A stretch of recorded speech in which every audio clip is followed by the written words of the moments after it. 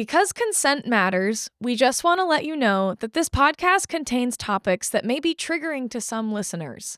For a specific detailing of trigger warnings, please pause the episode and see our show notes. This podcast isn't for everyone, so it's probably for you.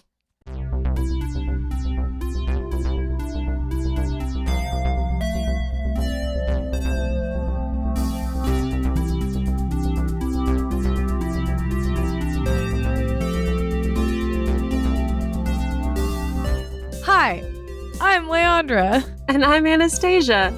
And this is a show about two best friends and our journey through cult recovery.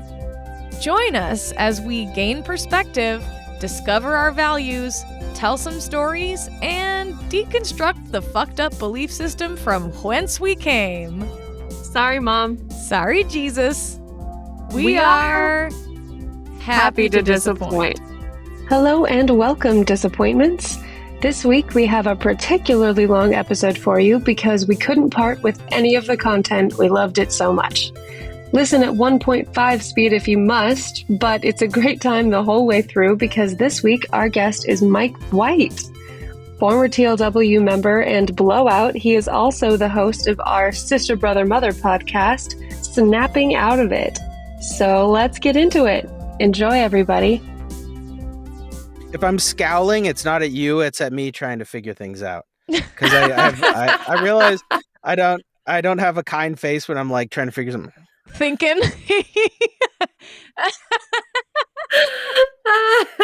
Yeah, I have RBF, so it's totally fine. You do have You RBF. have no such thing. Oh, she totally does. Does she? Oh yeah, hardcore, and it's positive. It saved us from so many bad conversations. Nice. Yeah. It works well in bars. Yeah. Do you have like late onset RBF? Because I don't remember that. I've always had it, but if Early onset, if we're being honest. yeah, it's early. That's true. I've always had an attitude, and my face is no different. Right on. I have a perpetually confused face. Like, I look like everyone tells me that when I'm talking, I look guilty. Like, I had a coworker be like, "Are you lying to me right now?" And I was like, "What? No." And he's like, "You look like you're trying to like pull something on me. Like, are you fucking with me?" And I was It's like, still "No." RBF, but resting bewildered face.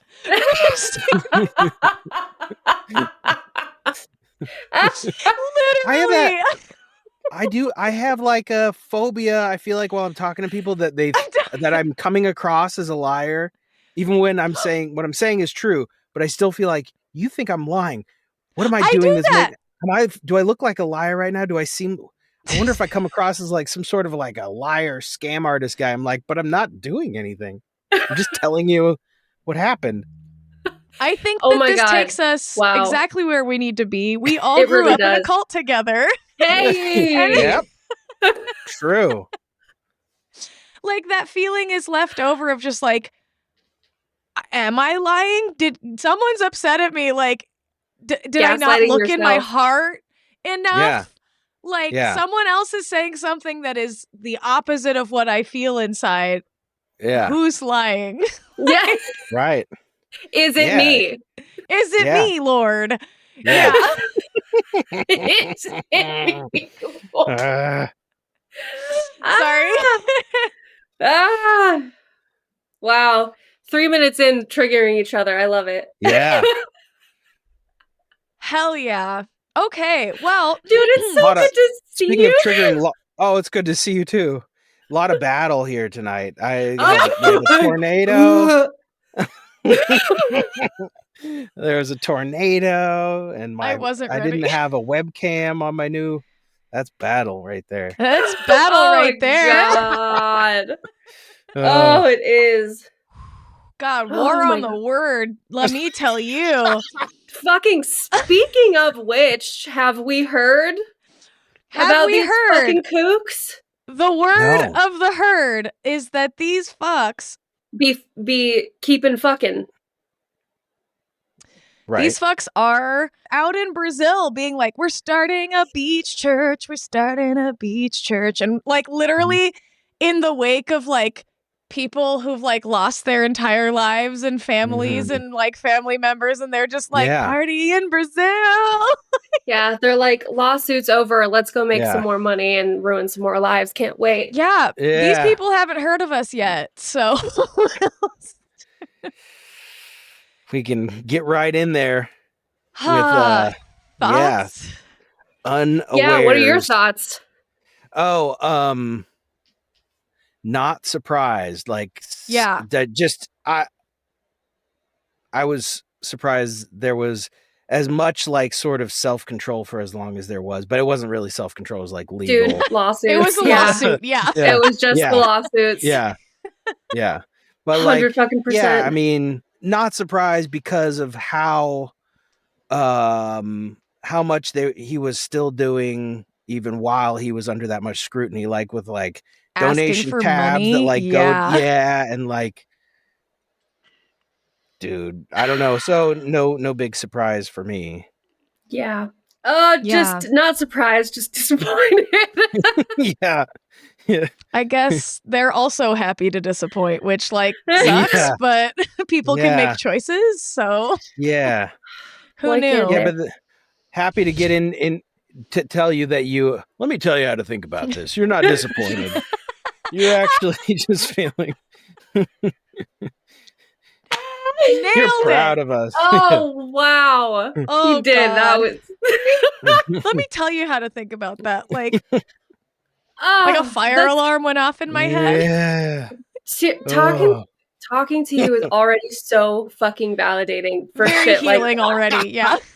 Oh my God. Yeah, I mean, probably the last time I talked to you, like face to face, we were both still like in it, right? Yeah, we had to. Yeah. Well, okay, or this actually brings me to a question because I don't know. For us, we left in 2018. Like that was the thing. But like, when were you like out? What like time frame was that? Because that was probably the last time we saw you. Yeah, gradually from like I'd say that sort of like the biggest crack in the dam formed like when Lori Rich died, which was like, I don't know. But it was a long time before 2018. And then I started moving away thinking I was tricking them, that I was still sort of in it, but I was very much getting all of my life had just been slowly getting exported outside of that. And it wasn't a tricky thing for me. I wasn't really trying to trick anybody. I was trying to get away with something? Are you lying? Yeah. And I think, there were times when it felt like that. And there were times when I really had myself convinced I was still given to the walk and everything. But my ministry was like out playing music. And I had an actual interesting experience with, I don't know if we're saying names, but Boney. I'll bleep him if he's dead. Yeah. So like. Yeah. And I mean, I have a very mixed emotions with him. Like, I feel like I deeply loved him. And also he was super mean to me sometimes. And or like for long periods of time, like really cruel, but like not like, I don't know, nothing you would report to the police, but just like, ouch, dude. Like, just real meanness for long periods of time. Then other times just felt like the deepest acceptance. And anyways, so the weirdness of that was he told me at some point, I think when he could sort of sense, I have all these theories. I am overthinking a lot of this stuff, but at one point he told me, go on, he's like, nobody's mad, go play music, we love that you're doing it. And it was right after sort of I had like said that I was going to be, but I sort of conveyed like, look, I might not be submitting the way, there's certain things that I care about that I'm not going to ask whether it's okay or not. I just am going to do. And I feel like a little bit of time, a couple beats passed, and then it was like, hey, just go do your thing. Don't worry about it. And what I think that was, and I could totally change it, was I think he really did kind of love me. But he also, I think what happened is he probably reported that up, heard back down, no, kick that guy out. And then he did sort of a soft kick out type of thing. Maybe that's my best theory I've got going on right now. But so I was still like able to because you were come and obviously go. in Hawaii at that point. Yeah.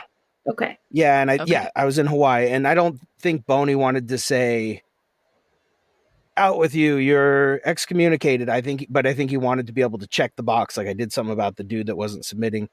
Yeah. I don't know. It could be right. It could be wrong. That's my theory. But like, and so I was kind of doing that, but just more and more. The whole point is more and more. I started meeting other people, and I'm like, they're not weird. What? Everything I've known is weird. Yeah. They all, do what they live a life that is full of things that they care about personally.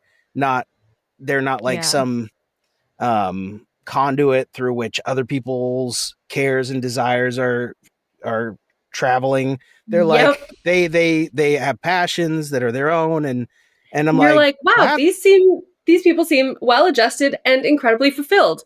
Yes.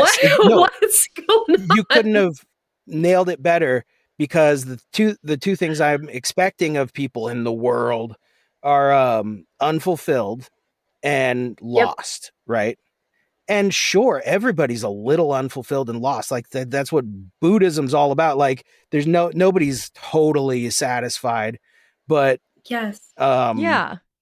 but like you meet them and you're like, but you're way better off than how I've been feeling. And so it's like, oh, you're not what I've been told. You're just good, normal people. And what I thought was good, normal people are people who are being put through a lot and or putting other people through a lot. And it's just not good. Dude, yeah. Well said. Yeah. Well, and like, isn't that crazy to fucking say out loud? I don't know. It's still crazy after 6 years of being out of it. It still fucking baffles me. Yeah. Oh man. Okay. And then so originally you asked 2018. By 2018, I had left Hawaii. And so I'd been there's probably a good year that I was like out, like not out, but like I just didn't go anymore.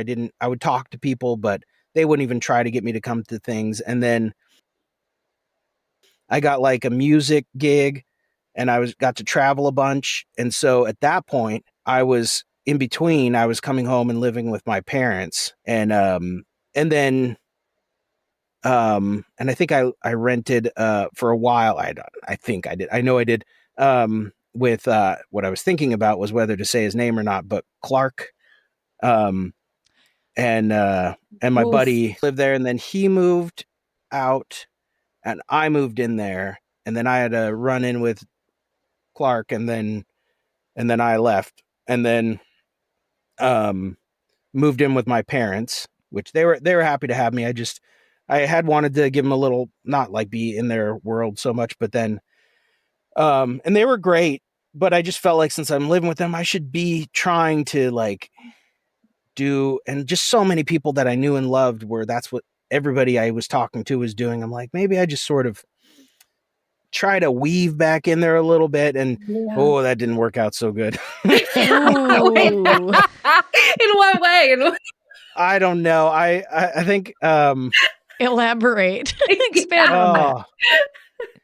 Yeah, like I mean, there are different ways. There are a whole mess of ways that it didn't work out so good. Like me trying to, like, you go in there and then they expect more, and then you're like, I don't actually believe this stuff. I'm trying to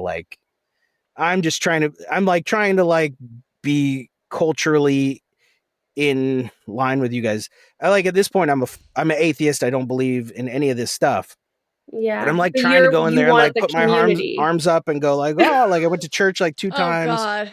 And it was torture, which is so funny because I used to love it so much. And then I don't know. I mean, nothing.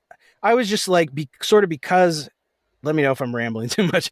Keep it going. Okay. Sort of because I don't believe in spooky stuff. I was like, what's the worst that happens? You go in there, you sing some songs like, there's no magic in there. You're not worried about anything. Just go in there and just sort of play along. And then you can be, and all these nice people that you love, you can say hi and nobody will be weird. Then you can have your friends.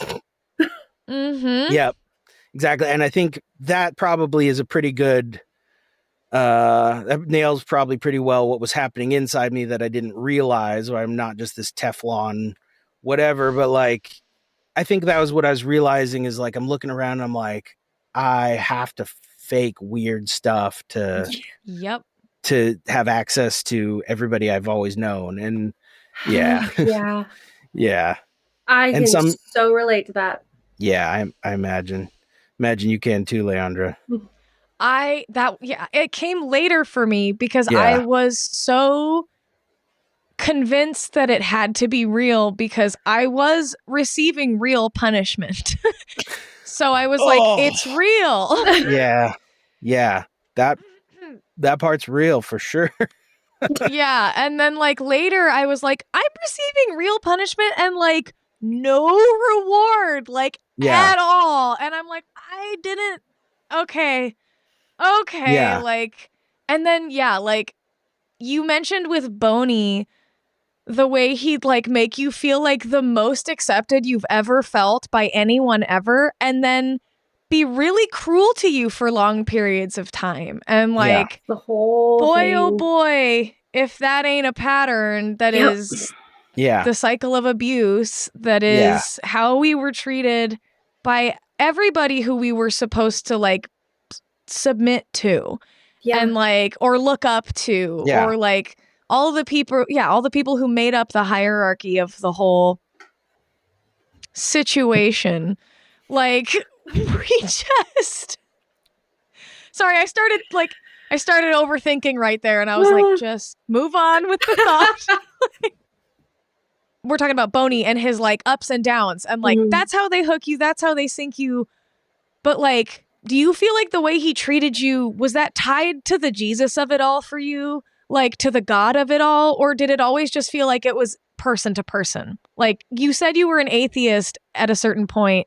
Oh, that's a really good question. I don't know. I don't think I was ever an atheist while he had access to me on the level of being able to sort of love bomb me and then devalue on me. And I think all that was when I was a real believer.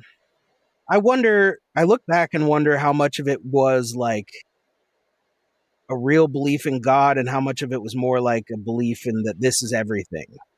Like whatever this is everything. And I don't know, like I would talk about God out of duty and stuff, but I felt like it was more like I believed in it, but I kind of believed in it because I was supposed to, not because like if I really believed in it, I would have been like waiting on the Lord or whatever we talked about whenever I was alone. But I tried it a couple times and didn't really do it. But I would sit and read the stuff, and just because I wanted. But I feel like it was more out of like wanting to fit in and know the stuff, so that I'd get like Jesus promotions and stuff like that. And like get told to like say stuff in front of people so I could feel cool or whatever. I don't know. The anointing's really moving on Mike right now. He's really in line. Yeah. Sorry. No, for real though. That was Did I answer your question? Because I love the question. No, I feel like I lost the thread. I think you answered it of like there was no room to be an atheist while he was reeling you in like this with the emotionality of it all, with like the emotional manipulation of it all. Yeah. What I wanted to know was God, like that feels good. Yeah, and then I think by the time I got to that point, he didn't have that power over me anymore. Sorry, what were you saying? Yeah. No, that's exactly it. Like if that's God, that feels good. And like to me, that's what I always like. I'm just I in a backwards way. I'm like I always associated like when I felt approved of course it was God. It was the most warm, amazing feeling. Like all the way from my toes to the top of my head, I was like, I am transformed for real. And like, that is like Huey Lewis told us, the power of love, you know? But like, at the same time, like, the power of being able to take away that love at any second and make it your fault. Yep. Yeah. Like, I'd be overthinking too, Mike, but I think we have to. Yeah, it's kind of the only, I don't know, you just got to do it, I guess. You just got to look at it. We just got to think about it and talk about it. Yeah. Yeah, where'd that come from? Where'd that come from? Yeah, fucking hell. I say that to myself so many times a day. Jesus, where'd that come from? Yeah. Yep. Who said that? Who's in here? Whose voice was that? Yeah, what the hell? Yeah. Exactly. Would I ever say this to someone else? Would I literally ever say this thought to another human being or about another human being? Or about another human being gets me all the time. Mm-mm. We have stumbled backwards into one of my favorite topics, mental health. Yes. Yeah. Like, noticing these thoughts, noticing the difference between what's my brain and like what's that thing that some fucker yelled at me 20 years ago? You know, like what are some like ways that you've engaged with that process? Like, how do you notice and what got you noticing like within yourself? Yeah. I feel like maybe I'm not going to I think I'll be good for anybody who hasn't really started yet. Because I feel like that's where I'm at, is I've just been starting with like learning about stuff. And I think, but not I don't have anything real advanced to share, but like, I think the main step one was, and it's not really a step one to me, it's really like a real sort of messy kind of wandering around back and forth type of thing of trying to figure out what it is that you've always loved. And not what have you latched onto and made your identity because it was like safer and it made you less likely to get in trouble or dude. So yeah, it's just been that, and that's the whole thing. By the way, that's the whole thing. That's like and all of it. Friends really help with that too. Like it's going to be so weird to hear me say this maybe because it should be so obvious to anybody who knows me my whole life. I've always done music, but recently people have been like, I mean, always since I kind of have left music behind, people have been like, you still playing music? And I just go, oh, you know, I never really get around to it, but I always will someday or whatever. And then recently somebody asked me, it was actually Stephanie Hardman. Sorry if I'm giving you a lot of bleeps or whatever. No, it's good. Stephanie, on our podcast, she came on, and then when we got done, she's like, so are you playing music? And I think she's asked me that a few times. And I'm like, no. And I'm like, you know what? God damn it. That's like one of the things I care about most. And I'm just not doing it because I didn't know whether it was mine or whether it was something that like I was doing to be a part of something. And I've been getting back into music, and I'm like, I've never been so sure that like this is a deep, deep part of what I care about. And that is almost like serving as like an anchor point to like, when it's really me, it feels like that. And then when it's all these other things, does it feel like that, or does it feel like trying to get acceptance or like does it feel like trying too hard? Yeah. Like trying too hard, or like does it feel like armor I'm putting on against something that's going to come if I don't occupy myself with this or whatever? Yeah. That's about as far as I've got. And I just started meditating because you sent me a 30-day trial of waking up, which I love. Yeah. And then I bought the year, and I'll probably keep doing it because I love it. It helps. It's my crazy brain. that you brought that up because we were actually going to ask you. That's in our notes music. to ask you about music because Stasia, you go ahead, take it. Sorry, I was just excited. No, I was going to let you go for it, but I was just going to say that like it's crazy that you brought that up because we were having this conversation amongst us, and then we even talked to Charity about it. What did that like? Did you feel like music was like tainted? Because it like we wanted to like talk to you about your feelings about that. Yeah, like my favorite thing about music is writing it. And my favorite thing about writing it is lyrics. And I love it all, but the lyrics are my favorite part. And my sort of roller coaster went from I would write really good nonsense lyrics when I was like 16, 17, 18 or whatever. But like they I didn't know what they meant. I just liked the way they sounded. But I listen to them now. I'm like, that's good. And then I went through a long period of like Marilyn lyrics where I was like everything I felt like it had to be like somehow like a song about devotion to the cult in one way or another. Or like I felt like if a song was too sad, I was feeling sorry for myself, and that's not a good spirit or whatever. Or if I felt like a song was bitter. And obviously I can't write directly about things I'm experiencing because they're all bad and you can't say bad things about what they're doing to you and stuff like that.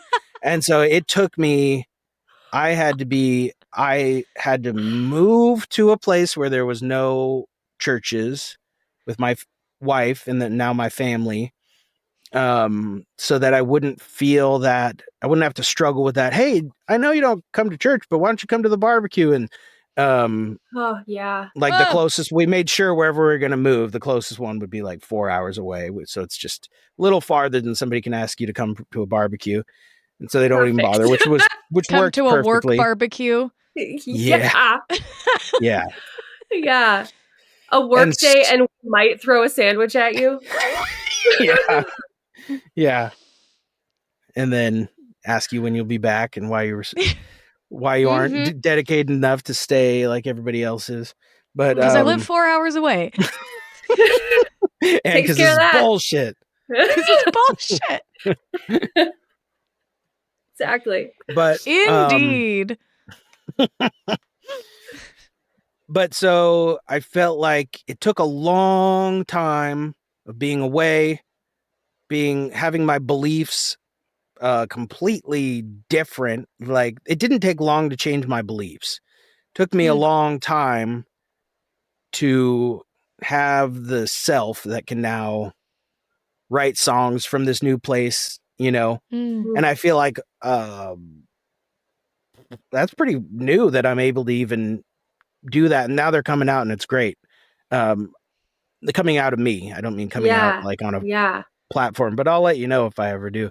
Or I will. Do. I will soon, and it'll take some time. But like, the fact that they're coming into existence at all is a fucking beautiful thing. Like, let us celebrate. Yeah. Let us celebrate this new thing. Yay. Yeah.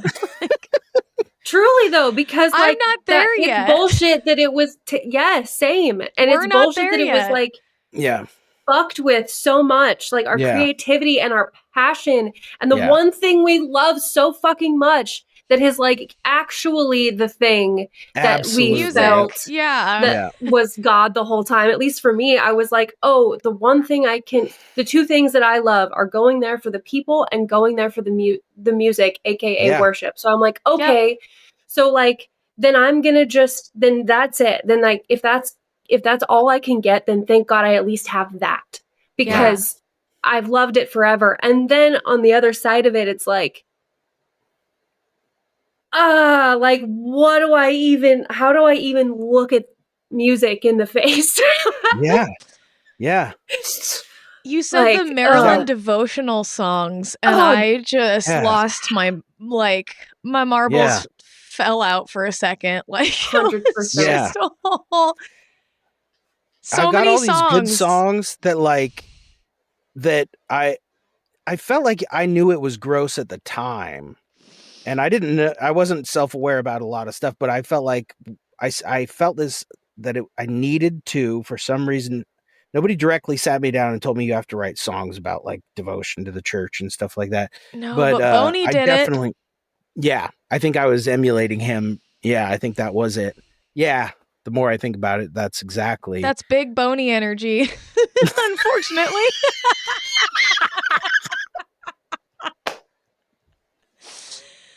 I'm so sorry. I love that. That's great. Real just like creepy mommy issues energy a little bit. Like yeah.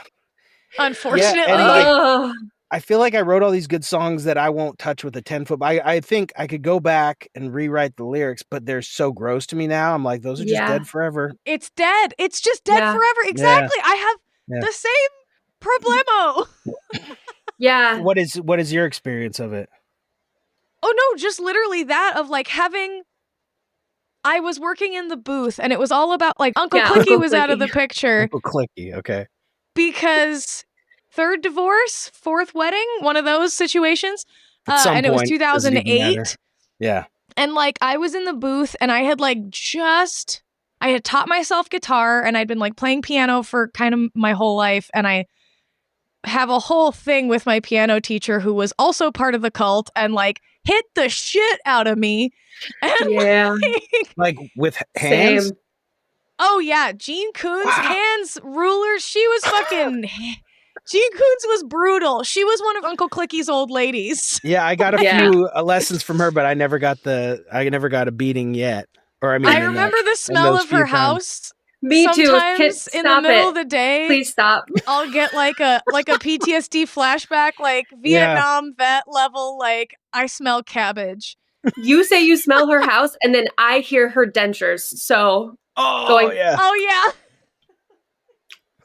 Oh, that's awful. My favorite would be Sorry, when everybody. She would fall asleep next to me. Like she'd be like, again, and like hit me, and she's like, "You're playing by ear. You're not looking at the music." And I'm like, "Well, hitting me is not going to make me able to read."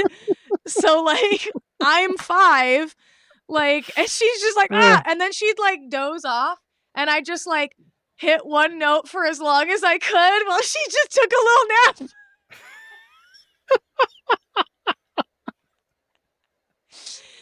And like if she woke up, I'd swipe my hands off the keyboard before she could hit him.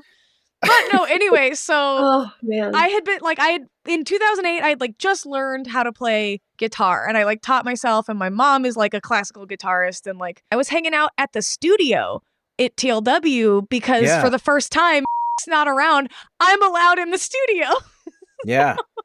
Like people like I was in like I was helping like just like clean the equipment and like take care of the stuff, but like we'd go in there and we'd like just play the instruments, and it was like cool. Oh my gosh, this is I just would like I didn't know what the thing that this weird compulsion that I've had my whole life, I didn't know that was writing music until until this moment of like I was in the studio with a few friends and like a few people, and it was like, oh my gosh, like we're all writing, and I was like, oh, and then everyone was like, it has to be about this outpouring right now. It has to be about fucking putting the middle fingers up to the spirit of Los Angeles, hard air quotes. This was what's that fucking scripture? Not of this world, in this world, but not of it. Horrible brand, yes, in this that world, bullshit. But not of it. Yeah, that was like the thing at the I'm putting you there. The Not of This World brand had a brick and mortar store in the Northridge Mall. Yep, like, and we went there on YASP trips. Yeah, that was a whole thing. I had not heard about that. That was like a whole, like, it wasn't, the cult didn't own this thing. It was just a Christian brand. And like, everyone in the cult around 2008 was like, if you're not wearing this brand at these outpouring services, you're not cool. It was like, literally NOTW. You can't sit with us. Yeah. Like very, very bizarre. NOTW. Yeah. Dude. Yeah. A few people we knew had like that sticker on their car, and like now I'll see them on the freeway and I'm like, wow. I didn't know what that was. And then my eyes start switching. Yeah. I'm like, don't crash, don't crash, don't crash. And then you hear the dentures and the beatings start coming like. Yeah, exactly. And I'm like, oh my God, getting divorced. Sorry. Uncle Clicky's getting divorced. But like, yeah. So like all that goes down, and like I start writing like all the time, and I'm like popping out these songs, and they're all about like Marilyn, They're all about God's word. They're all about the outpouring in Los Angeles. They're all about like sound a trumpet in Zion. And it's like, yeah, stuff like that. No, Leandra, no. So I have a shameful past, and like that's where all this creative energy went into that, and it was so fulfilling. Yeah. And like I was learning the things I wanted to learn technically sometimes in the audio booth, and I was learning how to operate studio equipment, and I was like playing music with people in a studio that sounded good, and I was like, whoa, this is really cool. I could do this forever. And then like Uncle Clicky came back to town and he was like, no one can do this ever again, especially not you. Yeah. Yeah. A just decision, my liege. Yes. So like, yeah. And then years go by and like they put me in worship and then they yank me out again. And then they put me in worship and then they yank me out again. And then like they would do this whole weird secret stonewalling thing. And it was really manipulative and really hurtful. Yep. And then, like we come out of this cult and I'm like, great. Like now I can like play music, and I like sit down with a guitar and just immediately just start shaking. Like, like I can't do anything. Yeah. And then like, crying a lot and then like shaking a lot more. And then I was like, I'll just like practice scales as I like fucking as you work through a fucking fight or flight episode every single time. Panic attack. I'm like, is this gonna kill me? Is this what kills me? Is it this fucking F sharp minor? Is this what kills me? Yeah. But like, so that's why I was like, dude, like I don't know, like I haven't been able to talk to anybody outside of it who like played music who was willing to even talk about this, of like how much it hurt, like, and how much they took of our energy and our creativity, whether again, like consensual or not. Like you were writing in your room in your spare time about this cult leader, and like so was I. And you tell me that you didn't like wait on the Lord and it didn't like work for you, but like you were doing what they wanted you to do. That's exactly what they wanted us doing, was in our spare time thinking about them and like giving them our attention and our praise and our money. I can remember clearly enough writing all these songs, never once thinking like, this is it's not from real love for the person I'm sort of writing about. And it's not from a real like welling up of emotions inside me. It's like, this is what I hear from the pulpit. This is how I could make it sound like sort of a rock song or like a alternative rock song or whatever I was doing at the time. And the thought was, I'll play this for the people who directly affect me. Yeah. And they'll be like, wow, I won't be so hard on you, or I'll like, give you some like. Why was that always? That's exactly it. Why was that always the like? Oh, I hope they'll be like, wow, and not hurt me. It's not directly that I was thinking that thought, but that is when I look back at it, I've got enough sense of how I feel about things to look back and be like, I didn't feel, Leandro, what you were saying, maybe a couple times in my whole life, that thing of like the head to toe love and stuff like that. I just generally feel pretty good. I'm lucky that way. Like I'm lucky. I just generally feel pretty good. Just plop me in a field, I feel pretty good. And I understand. I understand how lucky that is. Not everybody has that. But what I experienced was like pain, and then the removal of the pain, like when you pull a splinter out or something like that. And it's the relief. Back to set point of like, and I just wanted that relief of like, and maybe that's what I was feeling. Knowing nobody's going to be causing pain. Yeah. I mean, it might be splitting hairs. It's just that like, it's an exhale of like, wow. I was going to say that's an interesting distinction though, because it feels like it won't bother me anymore, but but my baseline is still agony. Sorry, that sucks. Yeah. I don't know if that's how you felt, but like that resonated with me. Yeah, no, I feel like I was kept in agony a bunch just with like disapproval. And I very much am affected by disapproval. And it felt like gaining approval was suddenly like, like I'm fine again for a while. I'll just relax in it for a little bit. It wasn't like an ecstatic feeling. It was just like, oh, that was rough.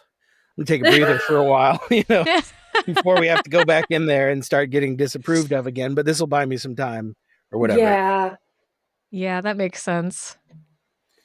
Yeah. Oh man. Yeah, that's so crazy. I never did the writing of the music. I was always like, I just wanted to sing and perform. That was just always, since I was popped out, that's just what I've always wanted to do. And it wasn't the writing in that way, but it was definitely the passion for that creative expression. Yeah. And it being used against me in the way where it was like, well, if you're not Carol, my grandma, if you're not at that level, or if your spirit isn't in line enough, then you don't get to sing. And Leandra went through that a lot too. And so it was like, this is taken away from you if you aren't perfect in our eyes. Yeah. You don't get to express yourself at all if you're not expressing yourself our way.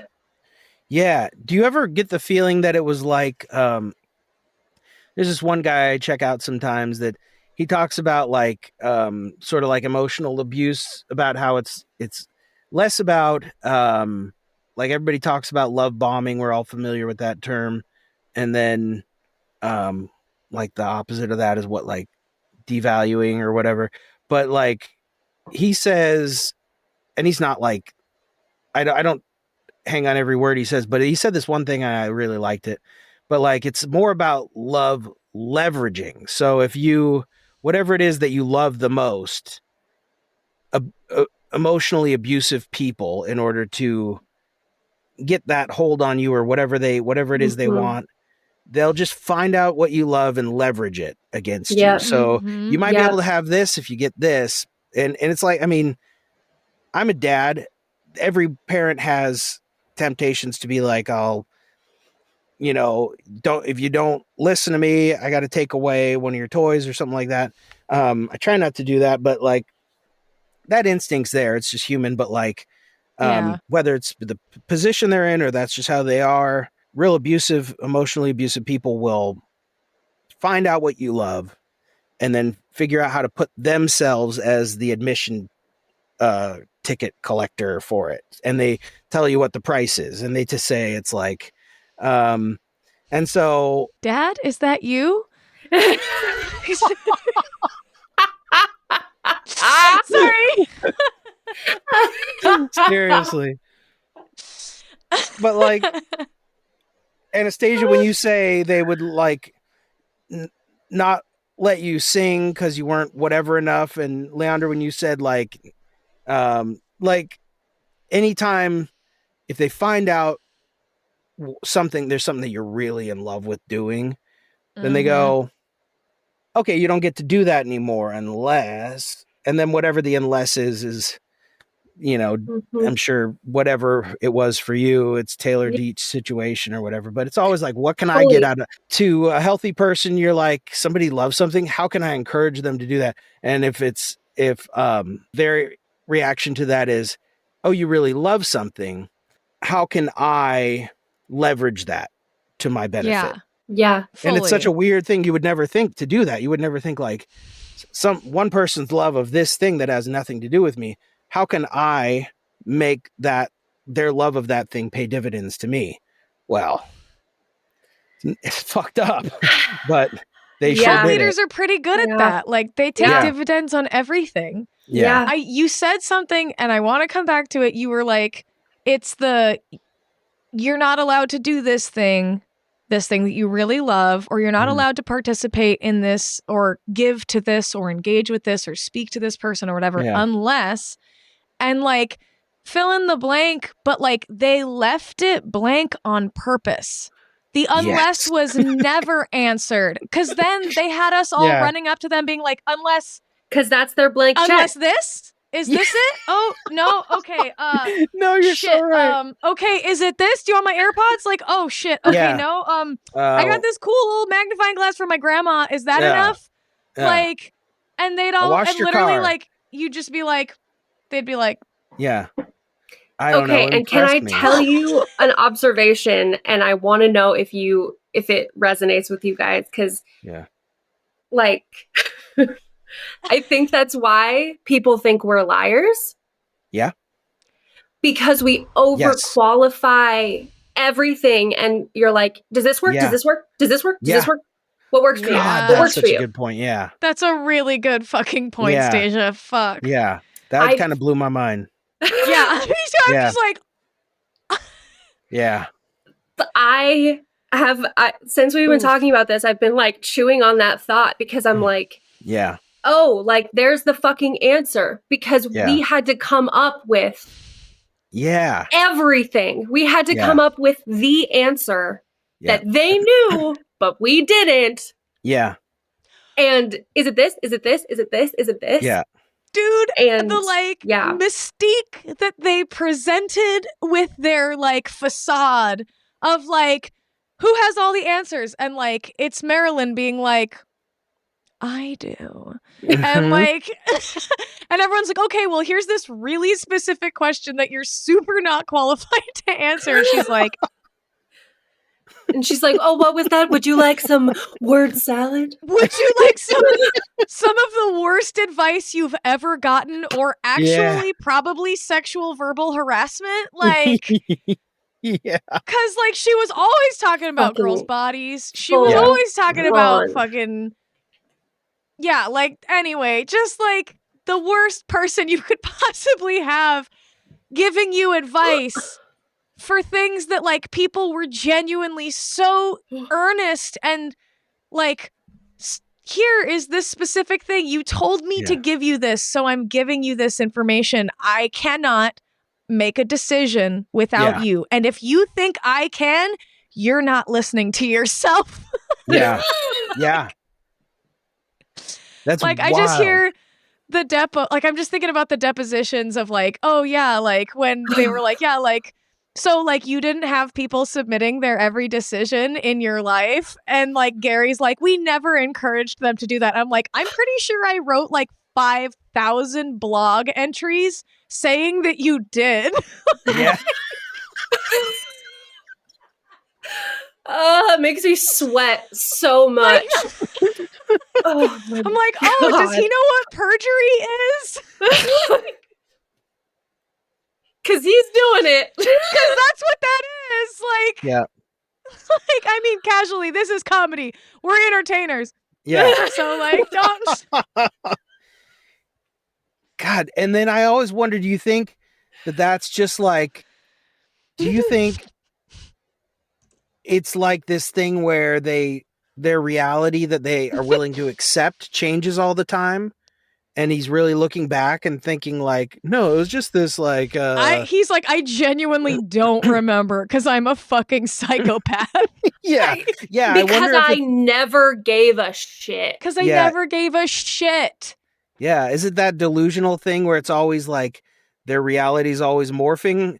And so whatever they say right now is true? Or is it just like a calculated like... And this is all comedy and we're not accusing... Yes, this is all speculation. I know the truth, and I'm going to say allegedly. Opposite of the truth under oath, which is a crime. Fuck you. Yeah, we're on a podcast speculating. He was under oath. There you go. There were so many things that like, it's just like, I don't know if it's just like the brashness of just, oh, well, I won't get caught, which he probably won't. Or just like the, Or, Dude, or just it's like that delusional sort of like. There is a God that he's using this guy's name to do all this shit. Like, sometimes I'm like, I hope there's a God who's fucking like, who did say all that stuff. Cause like Gary's Old Testament God, I'm hoping for. Old Testament. Like vengeful. Cause like, get him. Yeah, get him. Cause like, okay, yeah, murder cut the off pedophiles. some part of something. Let's go. Exactly. Do some of that smash them on the rock stuff or whatever it is. Exactly. Yeah, let the rock fall on them. Amen. Amen. I have fallen on the rock too many a time. Good It is Lord. thine turn to take a tumble with the rock. For real. And then to be New Testament for a second, this is all comedy. We don't actually wish harm on anybody. All comedy bits. This is all for comedy purposes. Like, I feel like people could just say, like, people did really, really harmful things, and like the worst of them could say, I really hurt a lot of people. I'm super sorry. Probably gonna have to face some legal ramification. Everybody's always like, they can't because their lawyers are telling them not to. Their lawyers are telling them how to not get in legal trouble, but they did things against the law. So you should just plead guilty to whatever it was so that you can say sorry. Like, if the thing stopping you from saying sorry to people that you abuse the shit out of in like financially is and not all these pleading different guilty ways, for crimes you committed. Yeah, is that against the law to admit that you broke the law? I don't think so. And so you just admit to it. You pay whatever penalties. Life goes on. You figure it out. And then life can go on for others. And for so many other people whose lives, like, halted when this thing exploded. Yeah. And all that to say, I'm just like, I would forgive people. I mean, the people I'm talking shit about right now, I would be like, dude, cool. Yeah. All right. You know, you admitted what you needed to admit, paid whatever penalties were associated with having to admit that, and then you said sorry to everybody, and you meant it, and it wasn't some half-assed sorry. And then you didn't do it anymore. And then you stopped doing it. And that's why I'm so comfortable saying I would forgive them, because it's not like saying, happen. it's like saying, it's just like, it's not possible. It's not possible for that kind of a brain to be like, I hurt people, I should apologize. Yeah. Oh, I'm going to have to like face consequences. I should face those and apologize. It's just not possible. So I don't lose sleep over talking shit about people, because I know I would forgive them. And I also know, what am I even that you're never going to they're never going to give me the opportunity to forgive them. Yeah. Fully. Oh my God. 100%. Yeah. I just like, it makes me like, you might be a bigger person than I am, because I was listening the whole time. Yeah. Like, okay, everything you said was a lie, I guess, because you are not doing anything you said ever once. Yeah. Like, never once have you done the thing that you fucking gave thousands and thousands of people the advice, nay, the command from, or the gentle brotherly nudge from God that they were looking for.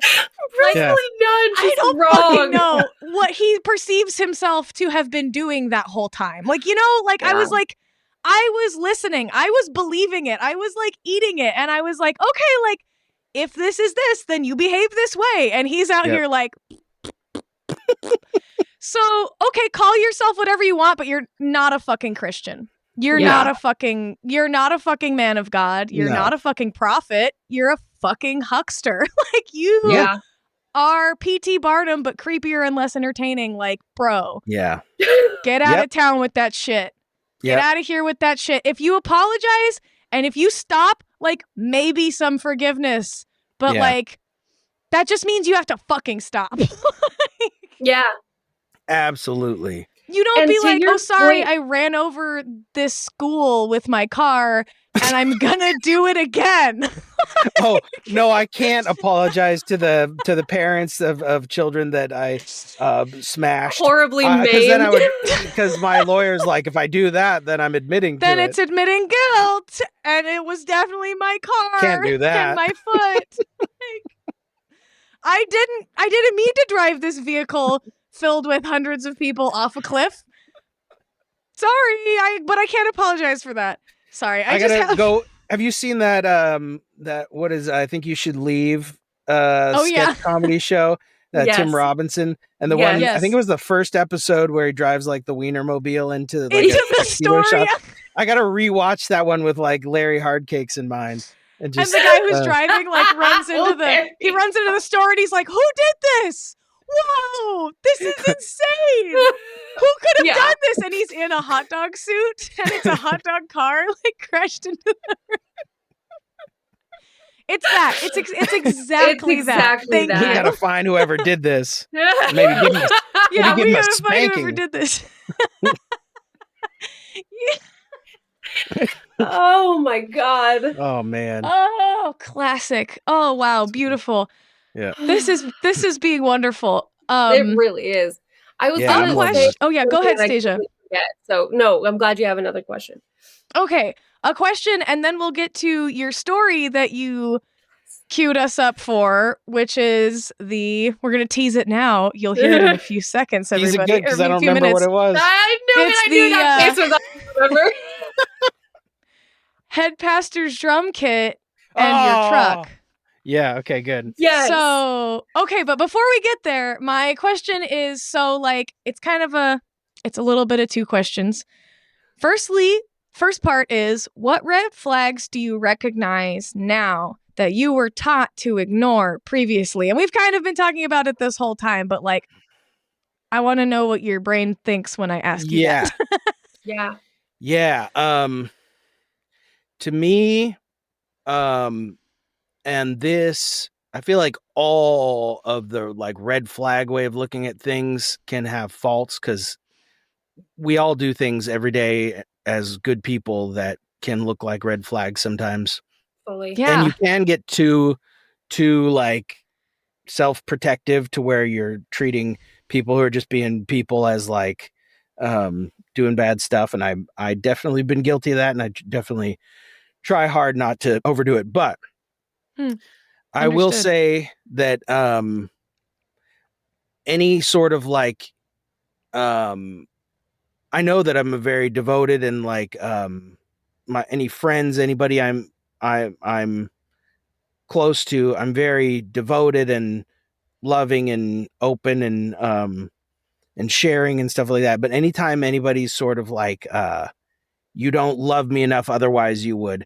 Like the thing I watch out for more than like I just take and everything's all about me. Like that guy's usually not as bad in my mind. Like the sort of like real selfish people usually are less harmful because but the people who are secretly, and they're more like the guy that's like if you really cared about me, you'd do this for me or whatever.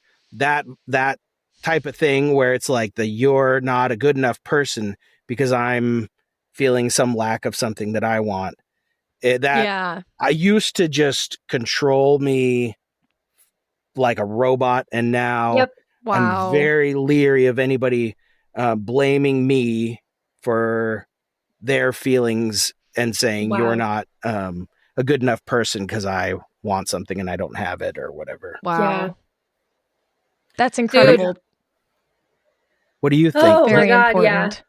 yeah. No, that's every relationship I was in after during the cult, like it was always very much something, whatever happened, it was something I did. Yeah. And even me having a feeling would turn into me feeling bad about having a feeling. Yeah. And so, very shit. Yeah, exactly. Yeah. So that's a really good way to put that. That's a really good point. And also what a great red flag to put out to everybody out there of like, dude, if you have someone who makes you feel like you're less or not enough, or, you know, like if you did something for them better or did more for them or made them feel a certain way, then you're not right more. now. Yeah. Like, yeah, exactly. Like then they'd love you more than like, maybe you can take a step away from that and like maybe take a step examine it. back, set a boundary, just look at it. Yeah. Again, notice. We notice here in this space. Yeah. The harder one to like put your finger on is what you were talking about, Leandra, about like and actually you, I think, brought it up, Anastasia, about like the sort of like when it's even when it's harder to talk about or express or share. So I think it's important to try, even though it's going to get real rambly, but like when people are doing exactly that, but they won't say it because even that would expose them too much to being called out on it. So they just sort of like stonewall or like silent treatment or whatever, all those little tells that's like, I don't like you and you're just and go sit over there. And, like all the Maryland stuff that she like Charity always talks about, like you can't sit in front of me anymore and you can't talk to me until like, that's like the real extreme version. But then also like just all those little things that say the same thing. You're like, you're out of the good graces. Yeah. You're out of the good graces for X undefined period of time until you figure out X undefined thing that I'm looking for. And so that just gets you just coming and like, and just like whatever it is, like I washed your car. I did all this stuff. I like, was that it? Was this it? I built a little shed or something. Oh, go tear it down. Okay, I'll do it. Like you're always trying to find some random thing. I wrote a song, like trying anything you can. And then anyways, that it's a harder to have as a red flag, but like if somebody's making you always feel, or not always, it's actually never always. And it wouldn't even be a sustainable way to control somebody if it was always, but like if they, from time to time, will just suddenly go into like, you're the bad kind now. And I'm just going to sort of like, whatever, until you figure out what is going to make it better for me. That's a red flag. People don't do that to people. If they breadcrumbing people. There you go. Like, that's I think what I was trying to follow this trail of like, try to read my mind. Like that's super manipulative behavior. Like, because just what's the opposite of that? Like somebody did something. This is how I'm feeling, and I exactly telling somebody how you feel. Yeah. There's something you kind of want. Put yourself in that position. There's something you kind of wish somebody would do for you. Your options are, well, I can do without it. I can't control them. Maybe ask for it. Yeah, maybe you can ask. If you actually don't know what it is that you want from somebody, you just sort of feel a little, then fuck you. Like you're not you aren't entitled to them trying to figure out what you want. Just go examine your own feelings. Yeah, find something that makes you happy yourself. It's not their fault that you feel a little lack of some jolt that you wanted of like, something would make me feel nice, but I can't put my finger in it, so I'm just going to be mad at you until you bring it to me. And it's like all that shit is just, it's so foreign to us because you don't think of treating people that way. But when what it feels, what it feels, we all know what it feels like when you're in it. Yeah. Is that like, you're just suddenly like, you're always a little bit on edge. Like, do they like me? And then if they don't, then like, what is it that I'm doing? And there's no real way to find out. That's fucking, you don't want that. Run from that. Run from that. That's not true love. That's not God. That's not a safe relationship. Yeah. Because that's transactional. Exactly. Conditional. Yeah. It's and like transactional. You're correct. You're very correct. Yeah. It's like, well, I'm going to only give you this amazing love that I have to give for you. Because like that alone, narcissist. Yeah, like only you make me I have this like thing, this, and you're like, and I can only make you feel or want or whatever. Like me is this special thing. Yeah. And you only get this special thing me if you please special thing me. And like, and hey, special thing me is hard to please. So you're just gonna have to figure it out. But it's gonna be worth it.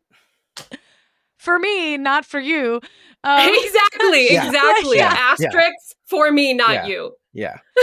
Dude, okay, 2 thoughts on that. Yeah. One thought is like, I think about how many people I've heard over the course of my life, when I talked to them about John Robert Stevens, because I would talk to people about John Robert Stevens because I thought it was my fucking job. Like I did that like it was like I was getting paid to do it, and I was not. But I tried to be subtle about it, but I did too. Oh, I wasn't subtle because like the older people loved it. And like I was like, give me history, give me information. Like I want to know. And they're like, we're happy to share these insane stories of things that happened when we were around. And like, because to me, it very much felt like an echo of the Bible itself, where it was like, okay, this stuff happened then, and then it's like not happening now, and like people are upset in the New Testament, but this stuff was going on in the Old Testament, but then there's like a little in the New Testament, but like not really, and like one guy has like a psychedelic trip on an island. Anyway, like there's a whole thing there, but like in the cult history and like the church history of it all, I was like, tell me more about this guy. And like the way people would give me lore. Like now I know I'm neurodivergent. Like then I could have had like a little hat that had like a little paper thing that said press. And I was like, give me the scoop on John Robert Stevens. Like, cause I was psychotic, but like so that is what got me to get Jean Koons to stop hitting me, is I started asking her about John Robert Stevens and talking to her about John Robert Stevens. Like not even kidding. Wow. I just kind of put that together. Wow. Ding, ding, ding, ding, ding. I forgot about that.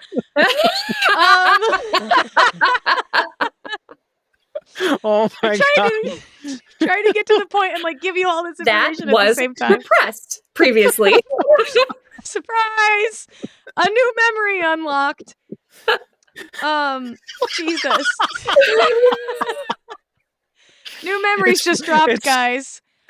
It's funny that you don't think of those things when somebody's like asking you like, well, what was culty about your cult? And you don't think to say, well, in order to get people to stop hitting me, I would say nice things I would ask questions about the leader. Who died before I was born? And like, who died before I was born by like a lot. And like, Jean Koons was a whole other story too, because like her story is tragic. Like she had a tragic existence. Oh yeah. And like, but also like played Carnegie Hall and was like, and a whole anyway. Get out of that file. I need to move on. Like moving right along here, kind of. The way people would describe meeting John and the way they would describe their encounters with John. Like they were like, it's like he knew my thoughts. It's like I felt more love than I'd ever felt from a human. It's like I'd always known him. It's like I had always been looking for him. Like just all of these really all-encompassing, like big statements that I would hear and then be like, wow, I'm going to go looking for that feeling in his tapes and in his literature. Yeah. And like, it's insane to me how that is very much the way of like, of course it started like that. You have to have that kind of pull on people. That's the magic. Like, and like, dude, you describing your experience of walking into the sanctuary as an atheist, I'm like, I wish I'd had one of those moments where it's like, there's no magic here. Because like, first of all, there were definitely ghosts in that sanctuary. Oh my God. That aside, like... I ran like hell from those ghosts. Dude, when those lights every time I had to turn off the lights. You run down that hallway. You fucking book it. I have fallen getting out fast. Oh, fucking biffed it. Carpet burn up your chin and you're like... army crawling out so the ghosts don't get you. Get to that patch of light. Yeah. Why were we so afraid, Anastasia? I don't know. I don't either. No, but like I wish I'd had one of those moments of walking into the sanctuary and being like, there's nothing supernatural that's going to hurt me, haunt me, see me, touch me, judge me. Like it's just a building with a lot of people's fucking energy in it. Yeah. And it's just a building full of people who are all trying to do the exact same thing I was in a different way for different reasons to different levels of intensity. Yeah. Like for different ambition, like just, and so, it's and just then a room it's just a fucking building. It's just a place. But like, what's insane is like, I do. Like, I can't go there. I can't go in those halls. I can't go look at, like, I still, all of my dreams are there. All of my nightmares are still there. I still see the school. I still see that like trailer in that like parking lot. I still see fucking Rayan. I still see the church every single night when I close my goddamn stupid eyes. Yeah. Oh yeah, TLW all the goddamn time. Yeah. Really quick, my second thought on that whole thing was you were talking about like, oh, give me something because I feel I didn't like what I got, so I'm gonna be upset. Like, I really liked that expression of it. But they literally had a term for that in the cult. Gary and Marilyn would call it was the chocolate cake thing, where they were like, like, and like my dad would, this is getting personal, but like my dad would say it to my mom and me a lot of like, you're giving me chocolate cake, but I didn't ask for chocolate cake. Like, you made this chocolate cake. You went through all this effort and you didn't even ask me what I wanted. You didn't even ask me if I wanted this chocolate cake. And like, that's how they saw us. That's how those pastors were looking at us like, okay, can they guess our wants? Can they guess what we want from them? It's going to be ever changing and depending on our agendas and who's in the outs or caught in some scandal right now. Like, so it was the chocolate cake principle, quote unquote. That makes a lot. That's a really useful way to think about it too. Isn't that super fun? A way to categorize people's love for you, the way that they served and spent their fucking money and time making things and doing things for you. Yeah. It's like it extra adds insult to injury because they won't tell you what it is that you're supposed to be doing. Ask me, but I won't tell you. But ask me, but I won't tell you. I'm hearing the like Robin Williams, like, who loves Kitty? Yeah. Puke on your shoes. Who loves Kitty? But like combining that with like, you're just out of the good graces. Yep. Find some way to get back in. And then how dare you do something I didn't even ask for and like present it to me. Yeah. It's like you get one chance to guess. It's like the lottery ticket. You're like trying to like get the Powerball. And you got to pick the right numbers, and otherwise you get. I'm gonna spend money every week to see if it's maybe this week I get lucky. Do I get loved this week? Is it this week? Yeah. Everybody's seeing this dollar go in the bucket. God, you seeing that? Okay, real quick. Do you guys remember them taking offerings for like big things and they'd be like, we're going to do an auction, surprise, right now. And the auction is the richest people in the room get to yell out the number of donations and then compete with each other, yelling out the number that they're donating to the cemetery or barn or Shiloh or school or whatever. Like they would do this during like feast times or like services whenever they had like a lot of people together. And they're like, oh, wow. All right, everyone, we're doing one of those, like we're taking an offering, but we're taking a special offering today. We need people I want the first person who is moved to like give with like, you know, like do it. And then like all the people who had money to give were like $5,000 or like $800 or like I remember I think there were Brazilians there at one point being like, yeah, like we'll give our money too. Like there's just like taking money from everybody. And like, again, these people everyone gave so much. Yeah. Mark Maron has a good bit. He's always like, his view on religion is just put some money in the jar. And he's like, yeah, they're like, here, you got this and you got that. And now like put some money in the jar. And like, it's weird that I'm the only one. Okay, like listeners, does anyone remember the like call out, stand up and yell out the amount of money you're giving? Oh no, okay. I wasn't trying. I'm sorry for leaving you hanging. I think I must have been in like Hawaii. They didn't do that. And then I must have left before they got that desperate. Or maybe I just don't remember it because we didn't have money. So I wasn't like, I was kind of tuning it out. I don't know, but like. It was like Uncle Clicky's projects. Yeah. And then it was also like the school or again, like Rayan or stuff like that. Or like okay, get ready to hurl. Word for the world. Or yeah. Word for the world. Yeah. Yeah. It was, Where and did it was that like, money go? Comedy. The Vegas offering category. Just nobody knows anything that ever happened with that money. Comedy. I was just riffing. None of that. No, but it's real. It's fucking real. And it's like, here's the thing. They had, like, I know, like, I'm gonna, okay, whoa, we're getting into some weeds here. We're getting into some maybe some paywalled content. I was gonna say, are you getting ready for some allegedlys, or like what's going on? Well, yeah, some allegedlys, because like, here's the thing. Your boy worked there, and like, I definitely know that every penny was accounted for. Yeah. And like, it was always accounted for. And it was always like, because the accountants that I knew were like doing it with their whole heart and their whole brain and doing it to the books. But it's also like, we're not making any allegations. We're just saying that the church did accounting. Of course. They did really good accounting. That's not a crime. There were some, and we didn't spend it, so we don't know where it went. And actually, nobody we've talked to knows how it got allocated or where it went or what it was for. We just certainly not to victims therapy bills. We're paying. Yeah, I was going to say, organization. There was good accounting done, and then we just don't know where it went next, which isn't an allegation at all. Yeah, it's just a question mark. Just a question.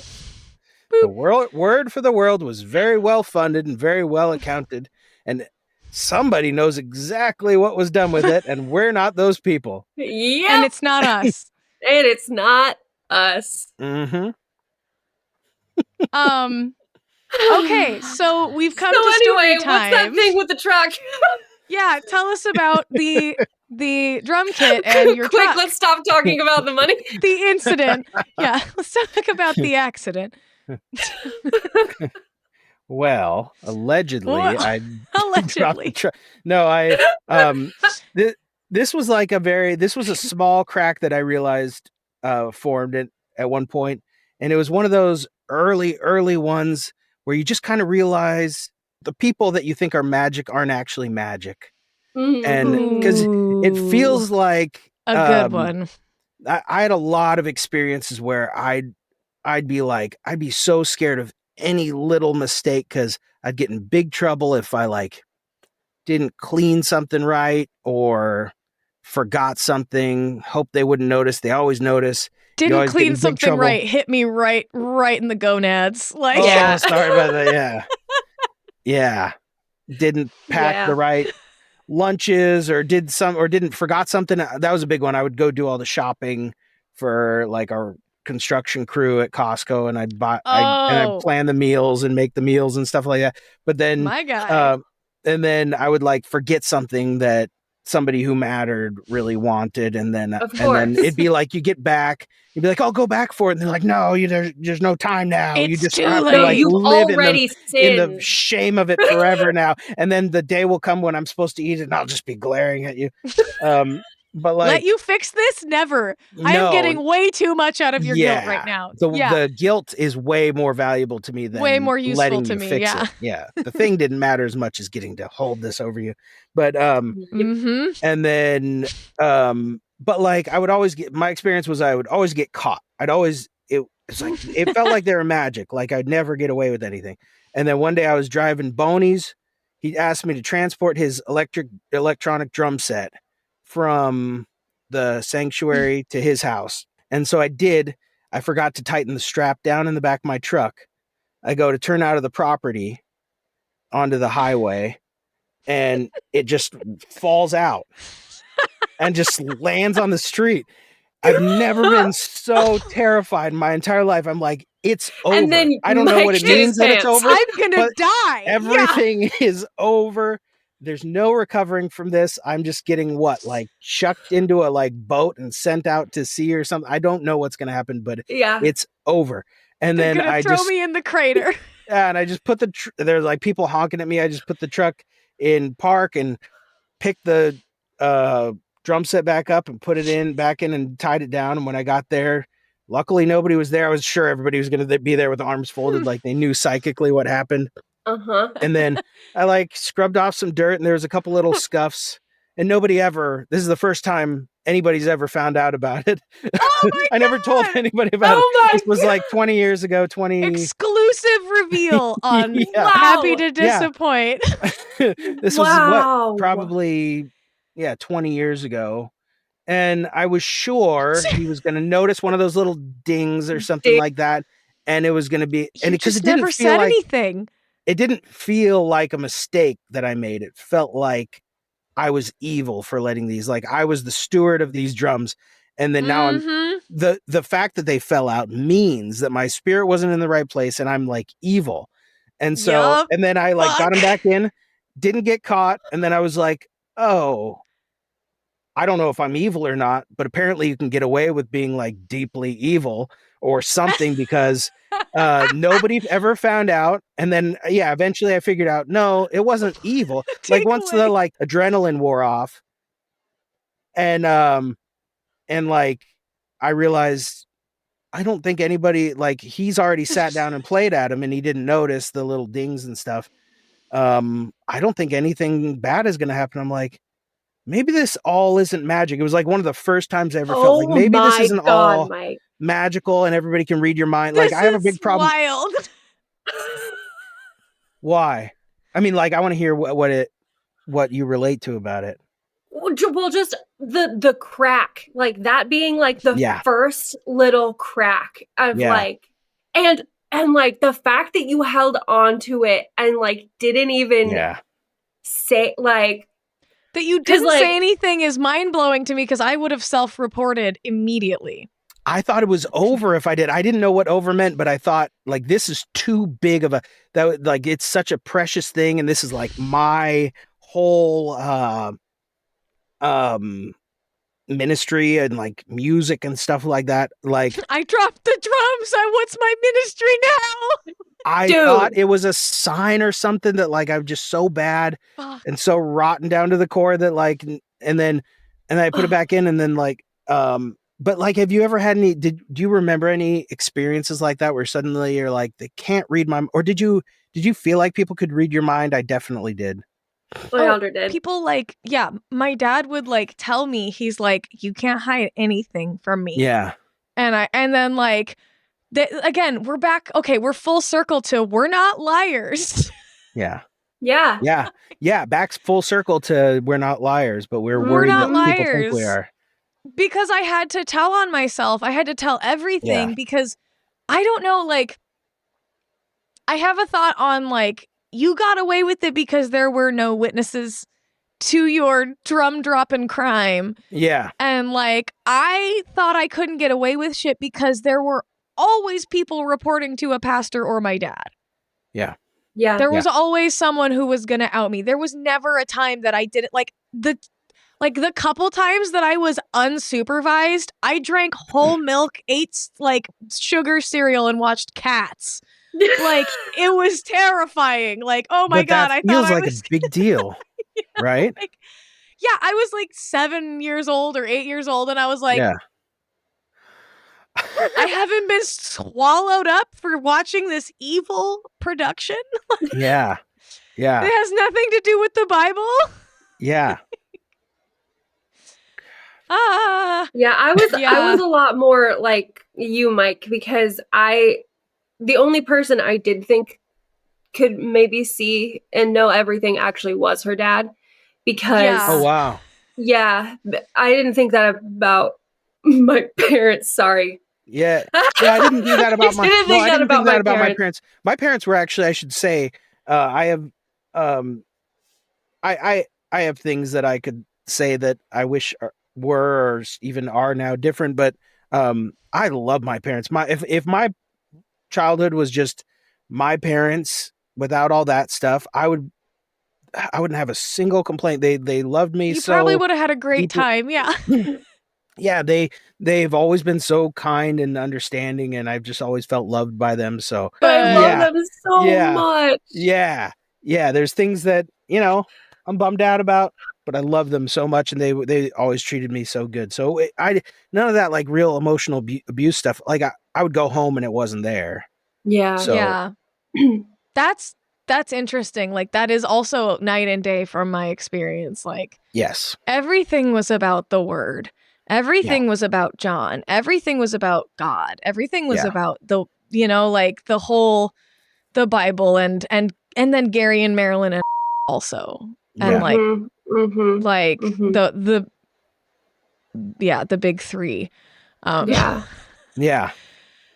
I just like that's probably also what allowed me. I'm wondering if like that is what gave you the space to have those thoughts of like, oh, you weren't under it 24/7. It wasn't like like fucking I'm seeing like Terminator 2, like the liquid metal guy who's like, have you seen this boy? And he's like chasing after me in the car.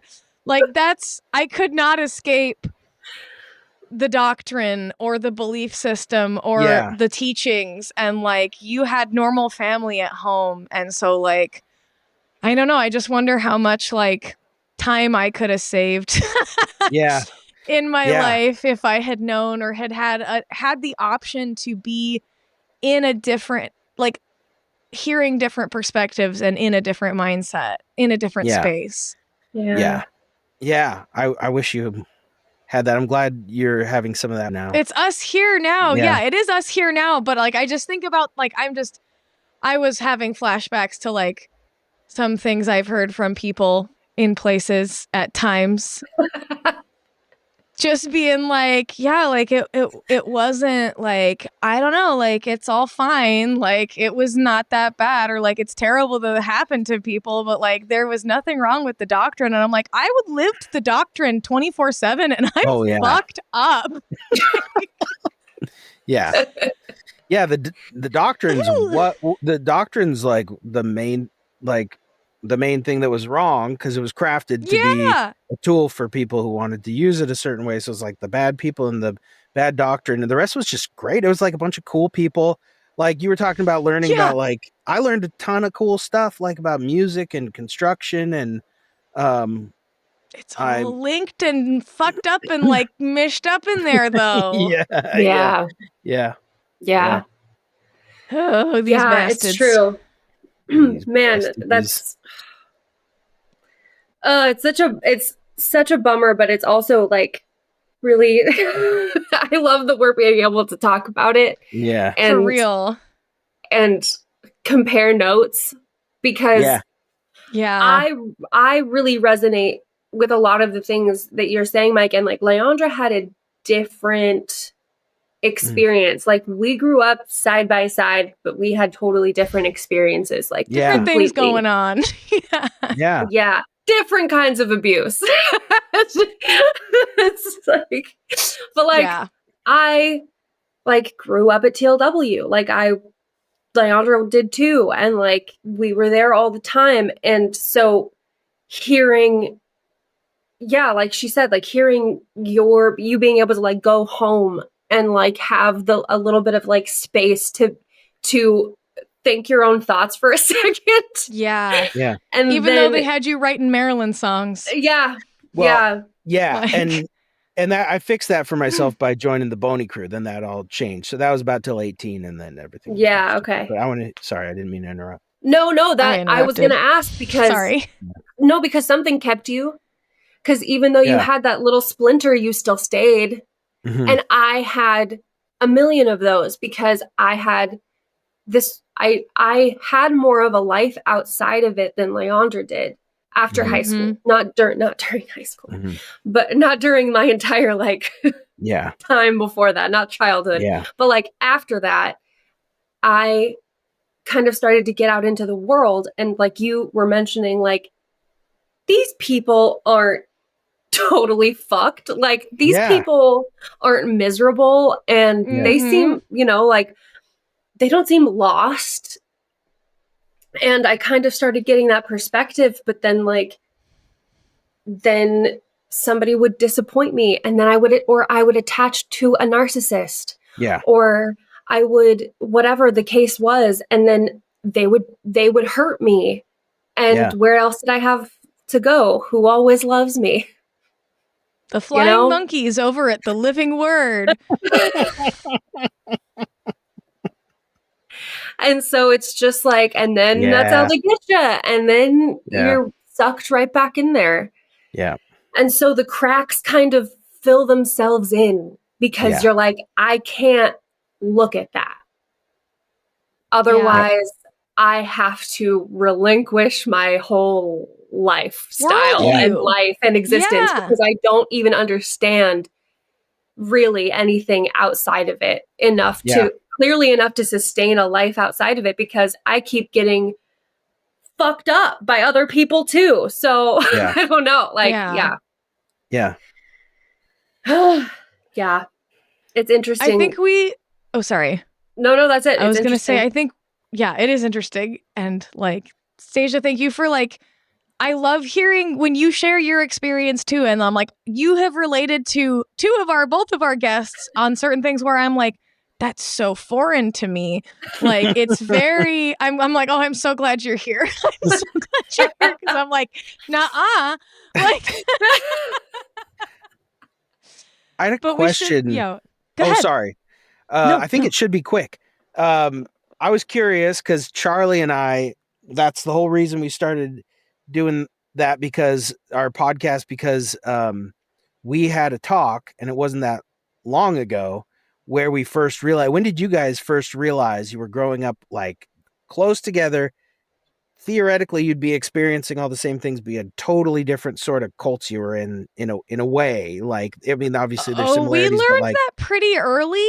Oh, wow. That we learned, that was like we learned we were treated differently immediately, I think. Yeah. Yeah. And like, every time we were able to be together, it was like, wow, this is a really, like, wow, I got her out of, like, she got out of her orbit and I got out of my orbit, and we get to be together right now. And this is really special. Yeah. And then we'd go back to our lives, and it's like, I don't know when I'm going to see her again, even at school. Like, we've got different, we're in like a couple of years apart. So got different things going on. And then like, as we grew up, like in high school, it was like, okay, like we really have different things going on. I was like, Star Trek and Steely Dan, and Stasia was like, why are people treating me like this?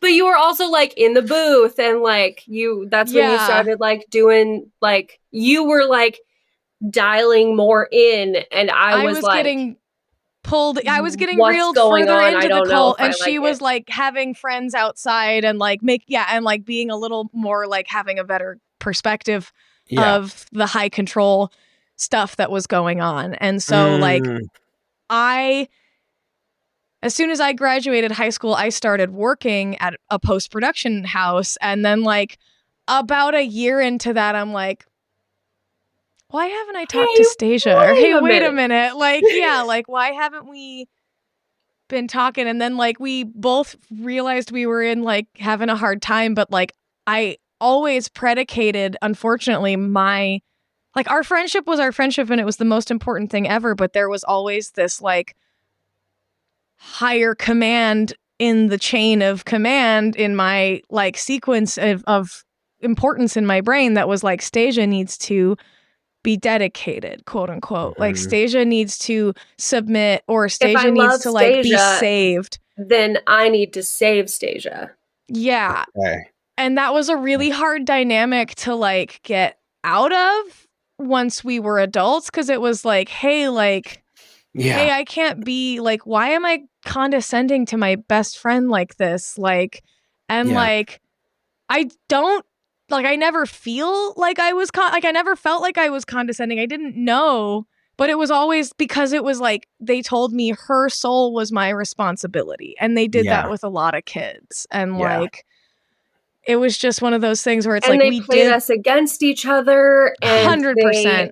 And they would make us, they got information out of us about each other, make us report on each other. Exactly. And like, they would get in our ears and be like, well, she said this about you, or like, how do you feel that Anastasia's out doing that, or like shit like that. So like it was really, we were fucked with a lot. So we kind of like, once we were really, really out of it, we were able to be like, let's examine how we were fucked with.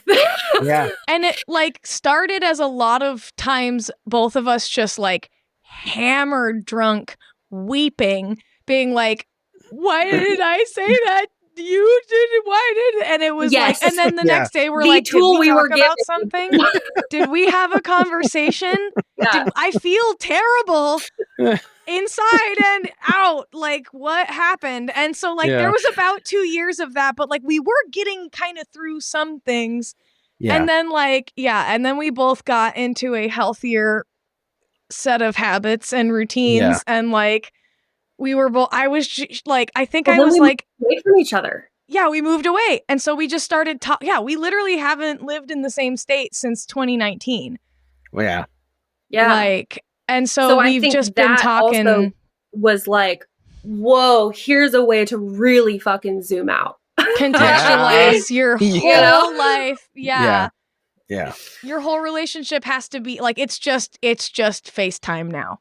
Like, it's just phone calls now. Like, Yeah. And that actually, like that kind of space, it was space that helped us go like, wow, I didn't realize that I felt this way or didn't feel this way.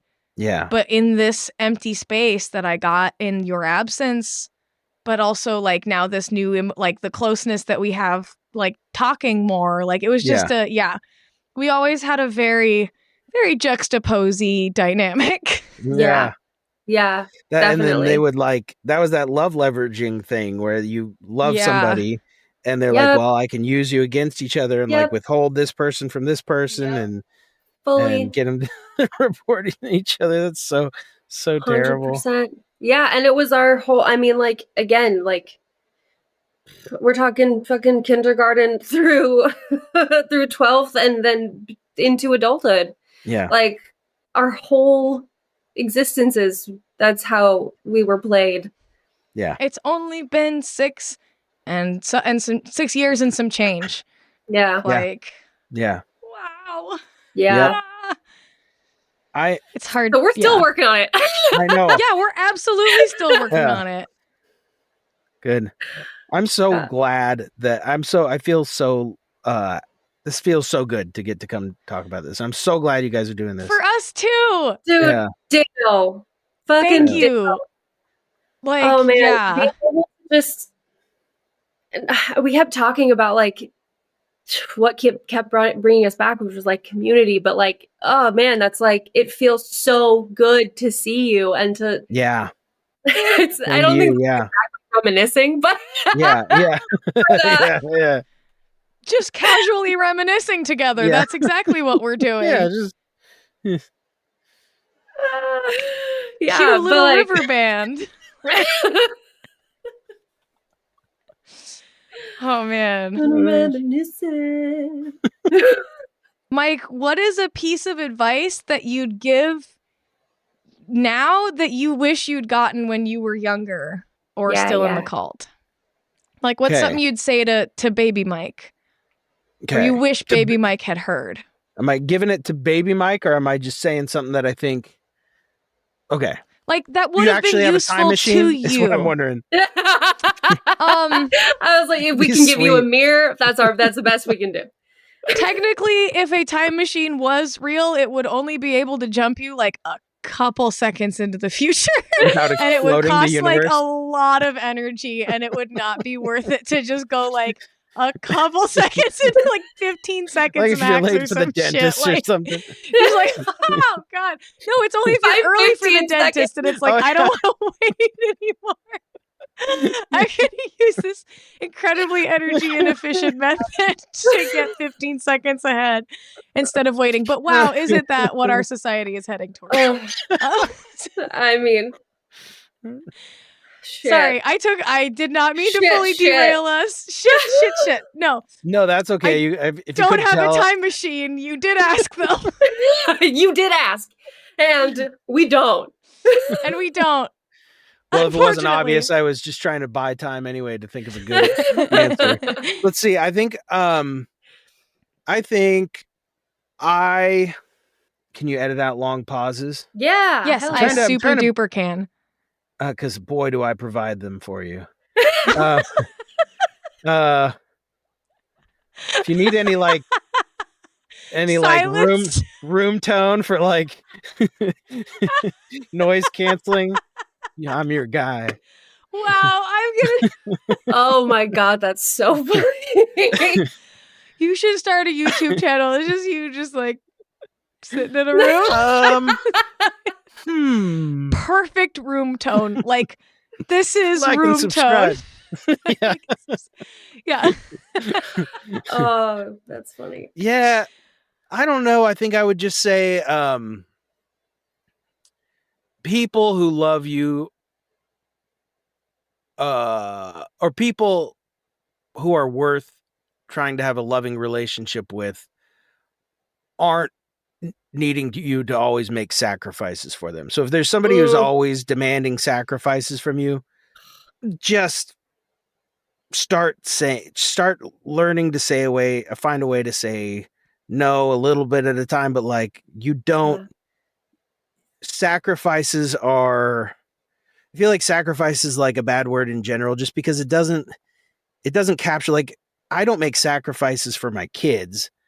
I love my kids and my wife, and I do things I don't always feel like doing, but it's not a sacrifice. A sacrifice is when something you care about is taken away.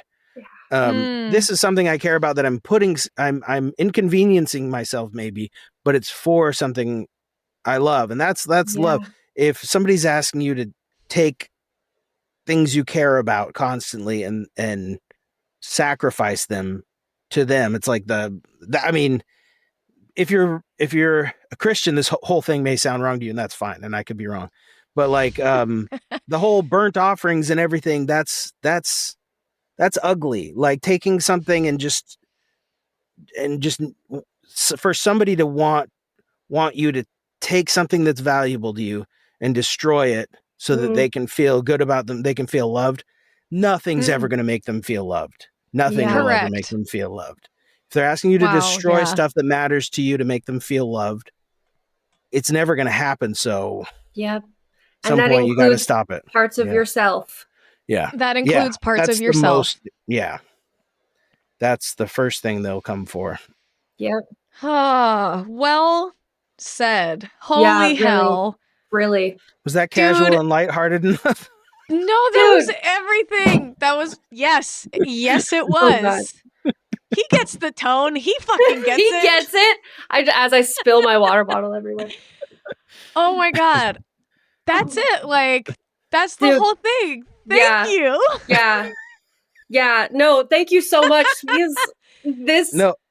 Well, I just feel so lucky that you guys set this up. This has just been so wonderful to just to see your wonderful faces and to get to just diarrhea out all this stuff out of my mouth and have somebody think it's not crazy, but actually meaningful in some way. Dude, it's really meaningful. Yes.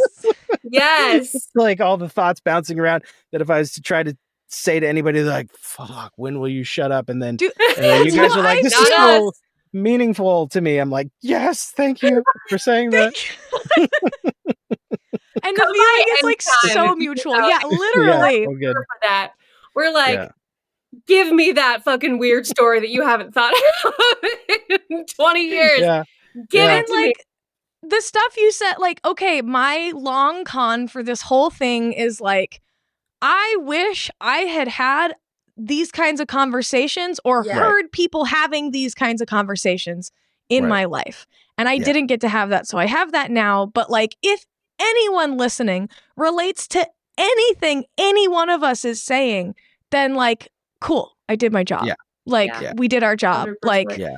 I'm going to keep doing it. We're going to keep talking. We're going to keep using our voices. You and Charlie need to keep using your voices because every time you guys put something out, it's like, dude, like no pressure. I know life happens. We've been working on this for 3 fucking years. Yeah. Like straight up. I get it. Yeah. But like, no, like every time one of us speaks up, it's like, okay, that thing that they're trying to get away with is a little less credible. Every single time one of us speaks up. Every time one of us says what happened to us, another person, it gets the opportunity to, another person might hear it and go, holy shit, I am not alone. Like, this is kind of that's my long con goal here where I'm like, I hope people hear things that they're like, hey, wait a minute, the whole time. Yeah. Or they're like, yes, me too. Like, or going, wait, this happens at all? Like, anywhere on that spectrum of reactions, good in my book. Great. Yeah. And I will never let you hang up. I'll just keep talking forever. No, great. I know. I'm sorry, but like I have this way of thinking about that keeps being so it keeps coming back into my head.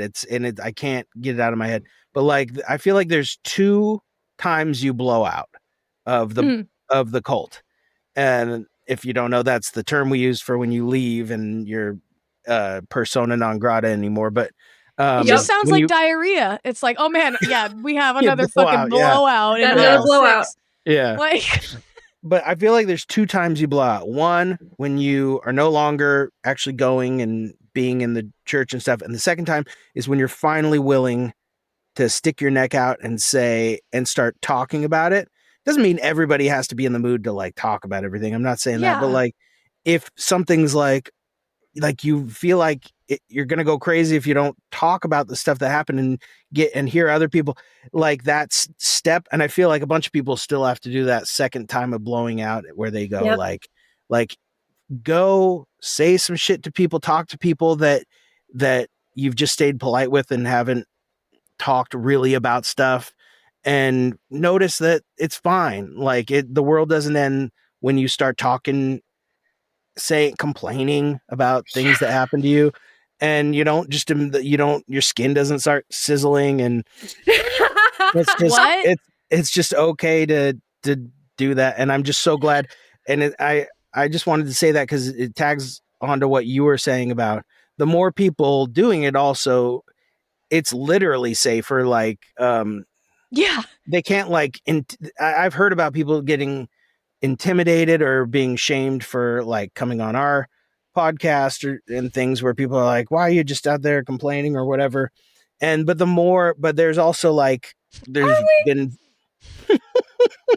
but there's also been like veiled threats of like, good thing you didn't mention my name from people who were alluded to and stuff like that. Well, with the sort of like veiled threat of like, I'd sue you. And, but like the more of us that are talking, you can't sue us all, man. And none of us. And if you can, like, why?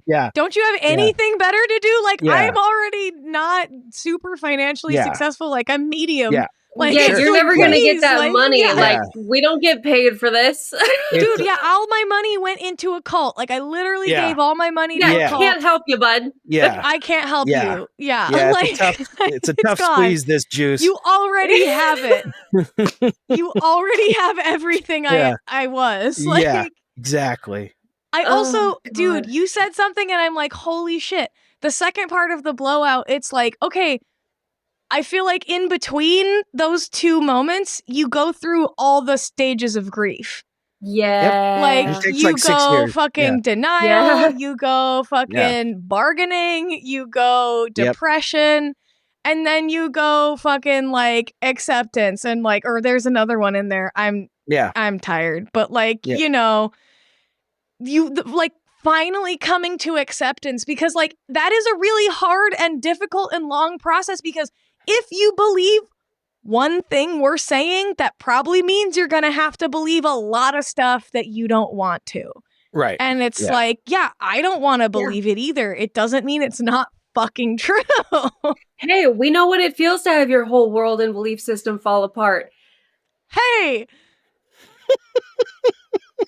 So you want to talk about that with us, or you like, just want to stay with your head buried in the sand? You can pretend it didn't happen. Okay. Such a good point. Like, I have a lot of thoughts. I have a lot of feelings, but I think it's really important to acknowledge that, like, dude, the thing that you come to after just acknowledging that maybe some things were wrong, if you believe one thing, like, you will, like, dude, like, it's like the X-Files. It's like, you'll never believe what comes next. Like, this shit is crazy. Yeah. The things it is. I remember, or the things that I'm like, hey, fucking wait a second. Like, this happened, or this was going on, and this is where I was, and, like, that's crazy. Yeah. And we're not alone. We're not the only people who experience this. There are millions, if not billions, of other people stuck in systems that don't have their best interests at heart, that are taking their money, that are taking their time, that are using their honest to God belief in something, whichever thing it is, whether it's a person, whether it's God, whether it's the Bible, whether it's Jesus, whether it's whatever, it's using your innate, like, that's the thing that it fucks me up. Cause, like, I think humans have this, like, innate curiosity. Yeah. And, like, this thing that's like, what is out there? And, like, what is the invisible stuff? Like, I don't know. Sure. Who's to say? It's certainly not me. But, like, and, like, but at the same time, like, I hate how much that is co-opted and used against people to get them to do and believe and train their kids to do and believe things that are harmful to them all and others, themselves and others. Like, I don't, like, they say, here's the other thing. There's always this veiled threat of violence, like you said, of, like, whether it's suing or whether it's physical violence. Like, I remember there was always armed dudes at the church. There was always armed men at the church. There was always guns around. There was always stories of, like, oh yeah, we took down this guy, of, like, not like they didn't kill him, but, like, it was like, oh, like, we had to grab somebody, or we'd remove someone, or we had to, like, deal with this situation. And so it was always this, like, the illusion of, like, a thin line of protection, a thin barrier of protection of, like, these violent men are who are protecting you from the people who are allegedly going to do violence upon you. And the only way to fight this violence is with preemptive violence. And, like, I see that pattern all over the place, like, everywhere. It's everywhere. It's, I don't even need to name them. I'm sure everyone is thinking them. Like, we know this. Yeah. Oh, my cat wants to go outside. And that's why recognizing patterns is important, because otherwise you won't be able to see it other places. Right. Yeah. If you can't look at them in your own life and see what's going on, then you're gonna be duped again. Yeah. If you're not seeing life it is happening, gonna dupe you. Yeah. And some you're gonna feel duped, and it's gonna suck, because I feel duped, and it sucks. Yeah. And I feel like another reason it's really cool that you guys are doing this, and why it's important, I wince at myself saying it's important to talk about this, but, like, still it is. And, like, is because you just have to get used to the fact that you might be saying something that a bunch of people are going to be hearing, like, oh, you're just whatever. You're just saying a bunch of stuff that, like, everybody or whatever we're afraid of, that people are going to think. I've lost that fear, but, like, I definitely know that fear.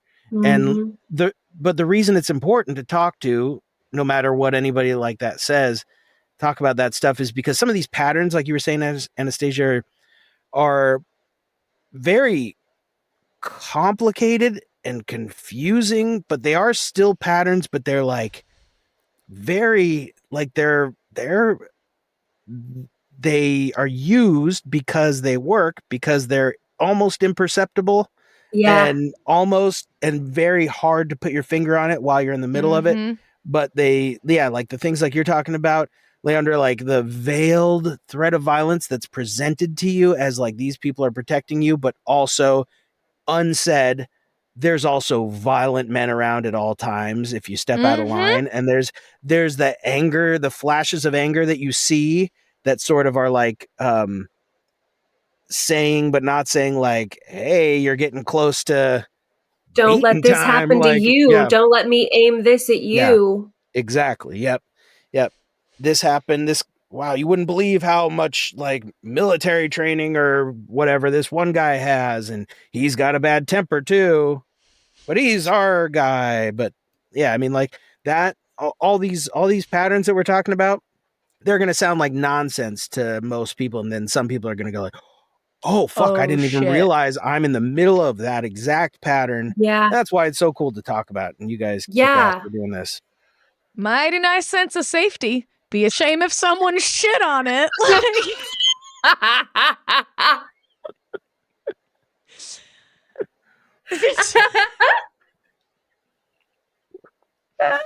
Is how we live.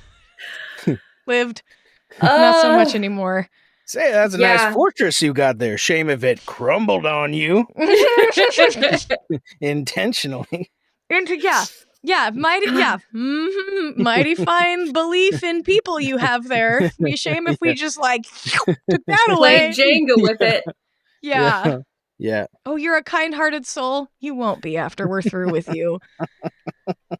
Dude. Like, talk about that too, because like I was talking when you were explaining that, like the type of people who like are easily taken advantage of, and it is compassionate people, and it is neurodivergent people, and it is like people pleasers. Like there's so many traumatized people who have already been traumatized or are stuck in cycles of violence or abusive. The cycle of abuse, not violence in particular, but also violence. Also, yeah. And it's like they are vulnerable people. And it's like, yep, I'll snatch that up. And I wonder, as I listen to you on your podcast ask this question that I always ask of like how, and it's the answer is more obvious every moment, but it's like, how much did they do this on purpose? Yeah. How much was every single thing calculated, and how much did they just have a good working machine that they just let run? Yeah. I think like it very much, like I very much theorize it was like, okay, bear with me on this terrible metaphor. Like John Stevens definitely built the spaceship.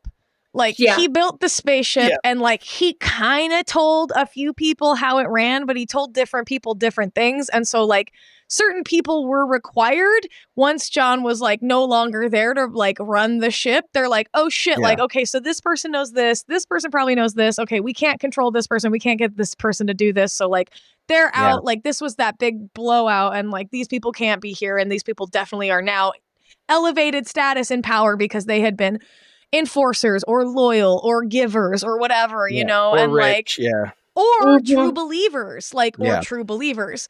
And so you had everybody kind of had a little piece of like, well, John told me how this part of the ship ran. Well, John told me how this part of the ship ran. Well, John told me this is how this part of the ship ran. And so you had everybody kind of competing with their stories and like, I got this from John.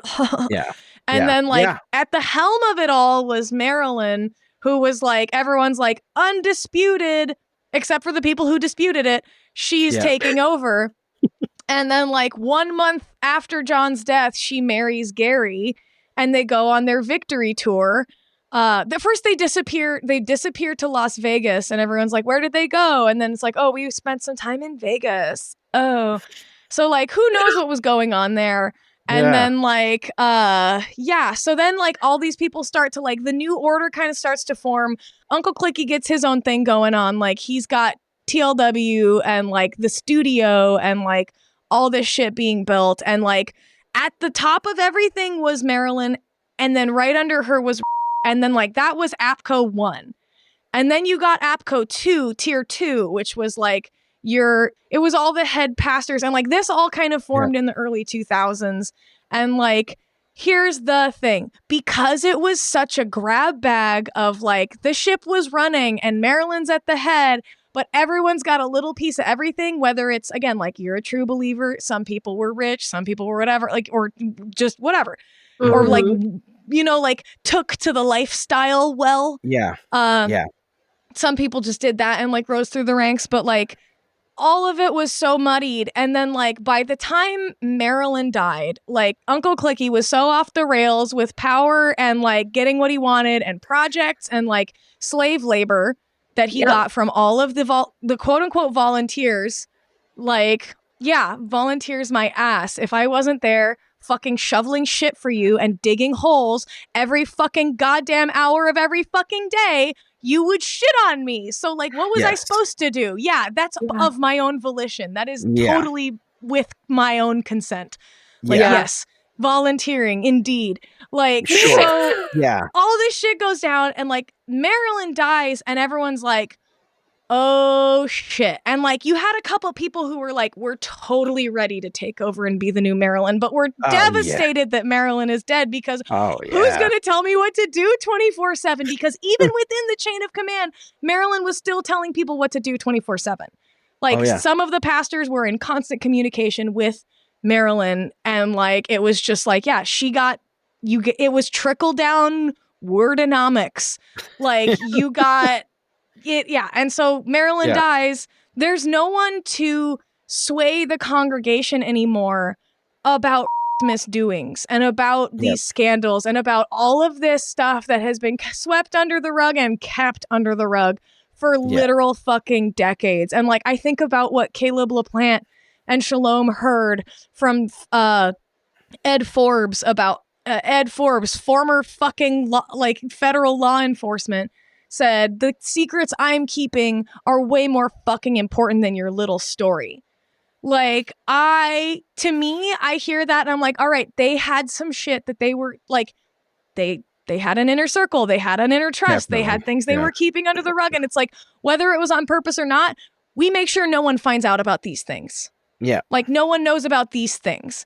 And like, I know, like, like a woman I spent the majority of my childhood being cared for by definitely covered for pedophiles. Like, or knew about them and like did not report. And like, in fact, you know, the school hired one, like he was known and he was a music guy and like he got me. And like he got a lot of people I knew and like so just all of these like there's just all of these things that are like these people, whether it was on purpose or not, keeping shit like like I sent emails to all the pastors and like they knew what was happening. And like just like Shalom's letters, like she sent letters to them first before she opened her letter to the world saying what happened to her. And like whether they knew or not, like your operation was fucking shady and you had a responsibility to the people who were giving you real money, real time, real love, real care, real fucking work. Their whole lives. Real lives. People were giving you their whole lives. And this is what you did with it. Like, cool. Okay. Seen and heard. This is what friends. You did with it. I didn't want to mess up because everything you were saying was so good. Who was it? No. Well, yes to though. Fuck. Yeah. I just know he stalked me and he stalked other girls after me and before me, and then also young men before me, long before me. And like, it was a pattern. It was going on. And like, they were like, as long as you don't like, it was basically like, as long as you don't diddle anybody, you're allowed in our good graces with him. Like that was whatever, like, I don't know, like I wasn't there for their deal with him, but like what I took away from what I told them of my experience and what happened after I told them of my experience and what they said to him, which was fucking fuck all. Like, oh, you're taking it too far. Oh, like people are starting to notice. Oh, like you're making someone uncomfortable. They're speaking up. You better pull back.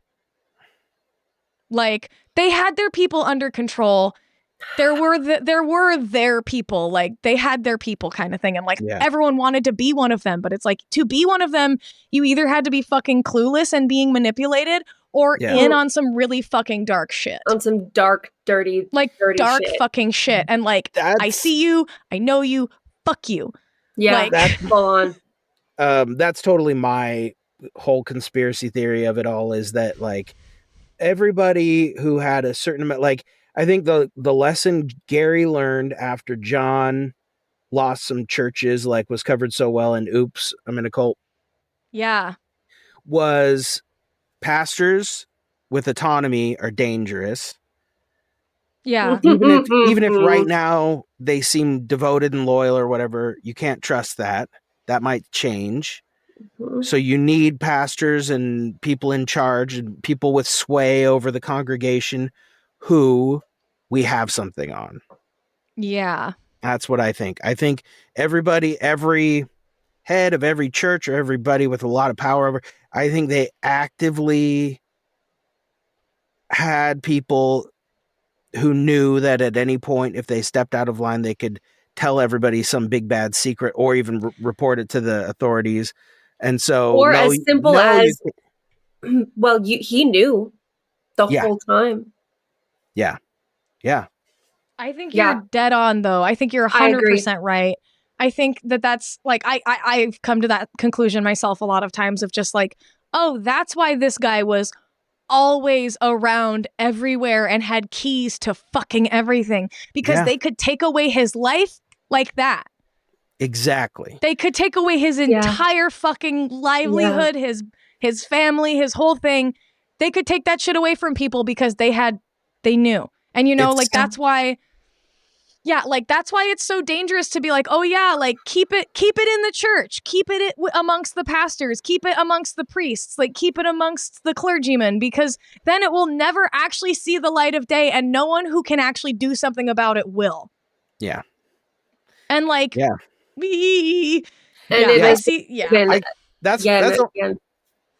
sorry. No, that's it. And that what she has said has been proven again and again. That's all. Yeah. That's the only sense I can make out of like the sheer number of like sexual predators that were in charge of stuff. Dude, it's like, why would you court sexual predators? They can't make your life easier. Well, the one way they do make your life easier is they're predictable. They do things that and you they can are always then going to be under your thumb. That you can then hold against them in order to control them. So they're like, oh, I'm going to leave with my congregation because we don't like that you didn't give us this money or to do this project or whatever. And they're all on my side. Oh, well, they won't be after I tell you what you did with so-and-so. That's my whole conspiracy theory.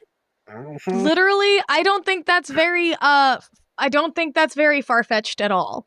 I don't I feel again, I was really over here talking about a spaceship metaphor. Like that's way more down to earth than what I No, for real though. I and like that is the unfortunate answer to the question I keep asking, I think, is that it was it was a system of control. It was nefarious. And like, yes, there were people who did not know, and that was no one up top. Yeah. And you're fooling yourself if you think that it is. And very much on purpose. Yeah. Very much on purpose, there are people who don't know. Very much on purpose, there are people who were kept in the dark and remained true believers to this day because they had to have people working on that level for them. They have to keep people believing that. Otherwise, again, like the whole thing falls apart, and it did kind of, and it's only existing now because like a handful of people who either know too much or believe too much are still keeping it together. And like, I'm not going to say like to the true believers, to the people who like still believe that like John helped you and changed your life. Like, okay, me too sometimes. I get that. Like, that makes sense. But it does not make anything that people who were responsible... Again, I just think about the amount of power being wielded by somebody who calls themselves a community leader, a youth pastor, a pastor at all. Like, you have people's fucking trust. You have people's lives in your hands, and you don't get to be cavalier about those people's lives. Like, I remember I read some of my own notes that I took in like 2018 as things were winding down. And I was like, dude, like, this one pastor is treating me and my family like we're checks on a checklist to get checked off. Like, I had like, we were bringing up like huge shit, and it was like the perfunctory fucking fuck you that I got from this pastor and that my parents both got as well. I was like, wow, like, okay, you don't view us as people. We're just items on your to-do list. And like, maybe that's not even that pastor's fault, but that is the fault of giving somebody that kind of power in a structure and putting them in that position and making them responsible for people's lives and choices when they are not qualified to be in charge of people's lives or choices in any capacity. Like, except where's their the own training? Show me. Yeah. Show me. Because not even the teachers, not even all of the teachers had accurate training. Some of them had credentials. Yeah. Some of them. And like, that's not even to say about the pastors. What training or like, like other than like that goes spiritual back to ministry, like what qualifies you? That goes back, Anastasia, to what Leandra was saying about like the spaceship that JRS built. Because like, this is a very, I promise I'll shut the fuck up at some point. No, please don't. I'm like, dude, as long as you're fine, this is so fun, Mike. I swear, please don't. Okay, good. I feel like I'm just one more thing. No, please. I'm like, and then. But like, so the thing you were talking about, like JRS, that's a really good. I'm going to keep that in my head of like JRS built the spaceship. There's this really, I love it, and there's this really cool, and I promise this ties back together. There's this really cool video you can find on YouTube of it's Richard Dawkins, who I'm sure some people know, and Darren Brown. He's like a magician, but he also like mentalist, and he also is like, he tells you how it's done and that it's not magic, that it's tricks and stuff like that. Nice. And Richard Dawkins is interviewing him because Richard Dawkins can't get his head around. So are all these people that do like cold reading, and which, by the way, JRS, speaking of which, the reason everybody who met him and is just blown away that they can know their mind, he knew everything that he couldn't possibly know. That's all mentalism shit, and it's tricks you can learn how to do and make people feel like, oh, he sees into me. Yeah. Okay. He'd be so like, that's exactly. I know about mentalism, and that's not what I'm doing. And everyone's like, he's like, these mentalists in Russia. Yeah. He's like, I just happen to know a lot about this stuff. That's exactly what I'm getting to. Cause like, obviously the tricks have to be designed and, honed and stuff like that. But he's like, so Richard Dawkins is asking, so all these people that think they can like talk to the dead and see auras and read and tell people's future and fortunes and stuff like that, they're all knowingly lying. They're all like consciously deceiving these people. And he's like, no. He's like, well, they have to go somewhere and learn these tricks. And he's like, yes, they do. They go to classes where the tricks are taught, but they're not taught as natural tricks. They're taught as, hey, you've got the gift, you've got the perception, you've got the whatever, and then here's how you can like perfect that perception and like use your sixth sense for it the right way, and like, focus your inner eye and whatever that you have. It doesn't take much to convince somebody to learn tricks at the same time as they're convincing themselves that they're doing magic. And I think that there was a bunch of that going on where like, yes, John knew how to do all this stuff, and maybe somebody taught him and he's convinced it's magic. I don't know, but he's definitely doing this stuff. He's definitely teaching it, and it's people teaching people, and they're all learning actual real world manipulation tactics, mentalism tricks, mean, like emotional control, leveraging like CIA shit and like all this fully. crazy stuff like that. And they're all learning it. None of it, at no point is anybody saying, this is what it really is, but we're pretending it's this. No, they're pretending it while they're learning Bible, it. People will not ask questions. Yeah. Yep. People are learning the tricks. If you put that Bible stamp on it, people are like, wow, wowie, wow, this is amazing. And it's like, So if I'm learning this, I'm learning how to manipulate people, how to trick people into thinking that I see, how to pull it away, how to make them feel cut off, and then I'm learning all this at the same time. I'm learning how to think about it as not this trick that I'm doing, but as actually like magic or whatever. Mm-hmm. And then also how to, at the same time, I'm learning how to speak of it this way. I'm also believing it. And so I never at any point accept I'm like that I'm being deceitful. I think I'm doing God stuff.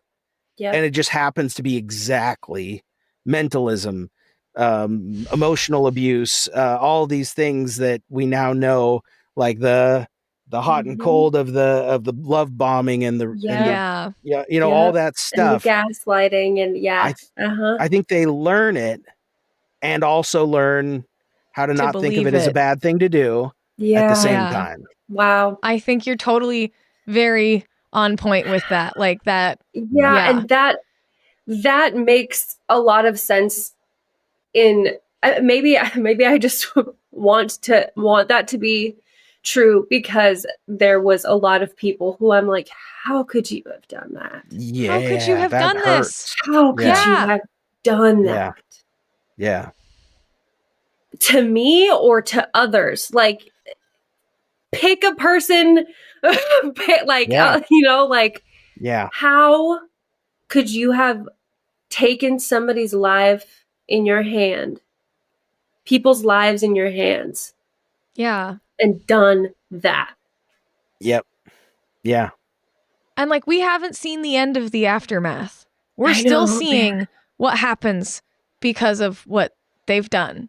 And like, I claim responsibility for my life choices. I claim responsibility for my mistakes. I claim responsibility for my ill-informed decisions, that's okay. I really do. All those. All those. There's a lot, like so many. That's also, there's so many. All those ill-informed decisions. But I'm also learning to categorize ill-informed decisions as like, I did what you said. I believed what you said, and that was ill-informed. Like, you did not think before you said this thing to me, or you did think before you said this thing to me, and you fucking told me, and I believed you, and like, I made decisions for a long time based on that thing that you said that you probably fucking forgot because you were drunk. Based on something didn't want to deal with me it about me. You just, pathological liar. I don't know. What have you? Like, pick a card, any card. Either way, you're fucking you did it wrong. You did bad. Yeah. You did bad. Like, not you, listener. Not you, listener. Like, you, these specific leaders. If these specific leaders are listening, like, first of all, thank you. Yes, and I also, am talking like, about you. Why didn't you listen to me before? And then like you had so much time to listen to me. You had so many chances to listen to me. Why now? Opportunity after opportunity. Dude.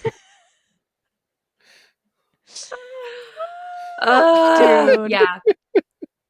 Jesus. Like, and if you're listening, like, fucking good. I hope you're fucking listening, you fucking pieces of shit. I hope you're listening, you turd buckets. Like, Allegedly. Comedy purposes, turd buckets. And like, I recognize, again, like, I say that and I say that, but I recognize that like a lot of abusers in our system that we came from were abused. Abusers become abusers because they experience abuse, and like you lose emotional regulation over time if you don't heal that or process that trauma or understand, accept that you were hurt. Instead, like, and like you were saying, like, I think, trying to organize my thoughts. No, you were like, they teach you to do bad things and not believe that you're doing bad things at the same time. And like, that is so real because it's like, dude, someone hurt them first. Yeah. Someone hurt them first. And like, I am not standing abusers here. I am not justifying abuse here. But I am calling out the pattern of abuse where it's like, they didn't get it from fucking strangers. Yeah. You know, like I heard, but like Christy on Oops, I'm in a Cult. Yeah. She talked about her experience with John Robert Stevens, like laying on top of her when she was like 7 years old and being like, have you got your period yet, honey? Like, okay, well, you know, like Uncle Clicky at that time and like witnessing, it is like documented that like serial killers witness horrible things or experience horrible things. And it changes their little brain chemistry forever because like trauma and like whatever. And like, I think about Uncle Clicky probably seeing Papa John laying on top of a child and like, where do you think he got those predilections? And like all those pastors, like, I'm sure they were diddled by a priest or some shit, or they're just monsters. Well, because if he was like, doing that, then there was a culture. If he was doing that, it was not a singular incident. There's no way that was a single incident. That child is in that culture affects that child. Duh! Yes. Thank you. That's what I was trying to say with like a million fucking annoying words. You nailed it. Like, yes.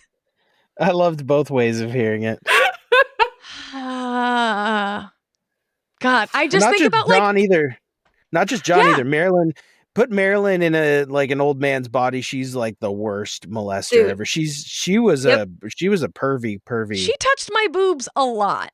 Yeah, that's what I mean. And like talked about them a lot. And I was like, dude, I'm like, they're not even here yet. Like, what are you talking about? Like, you're fucking insane. Like, insane. Yeah. That video that they talked about on Oops, where they're like, oh, like, your kids are sexual.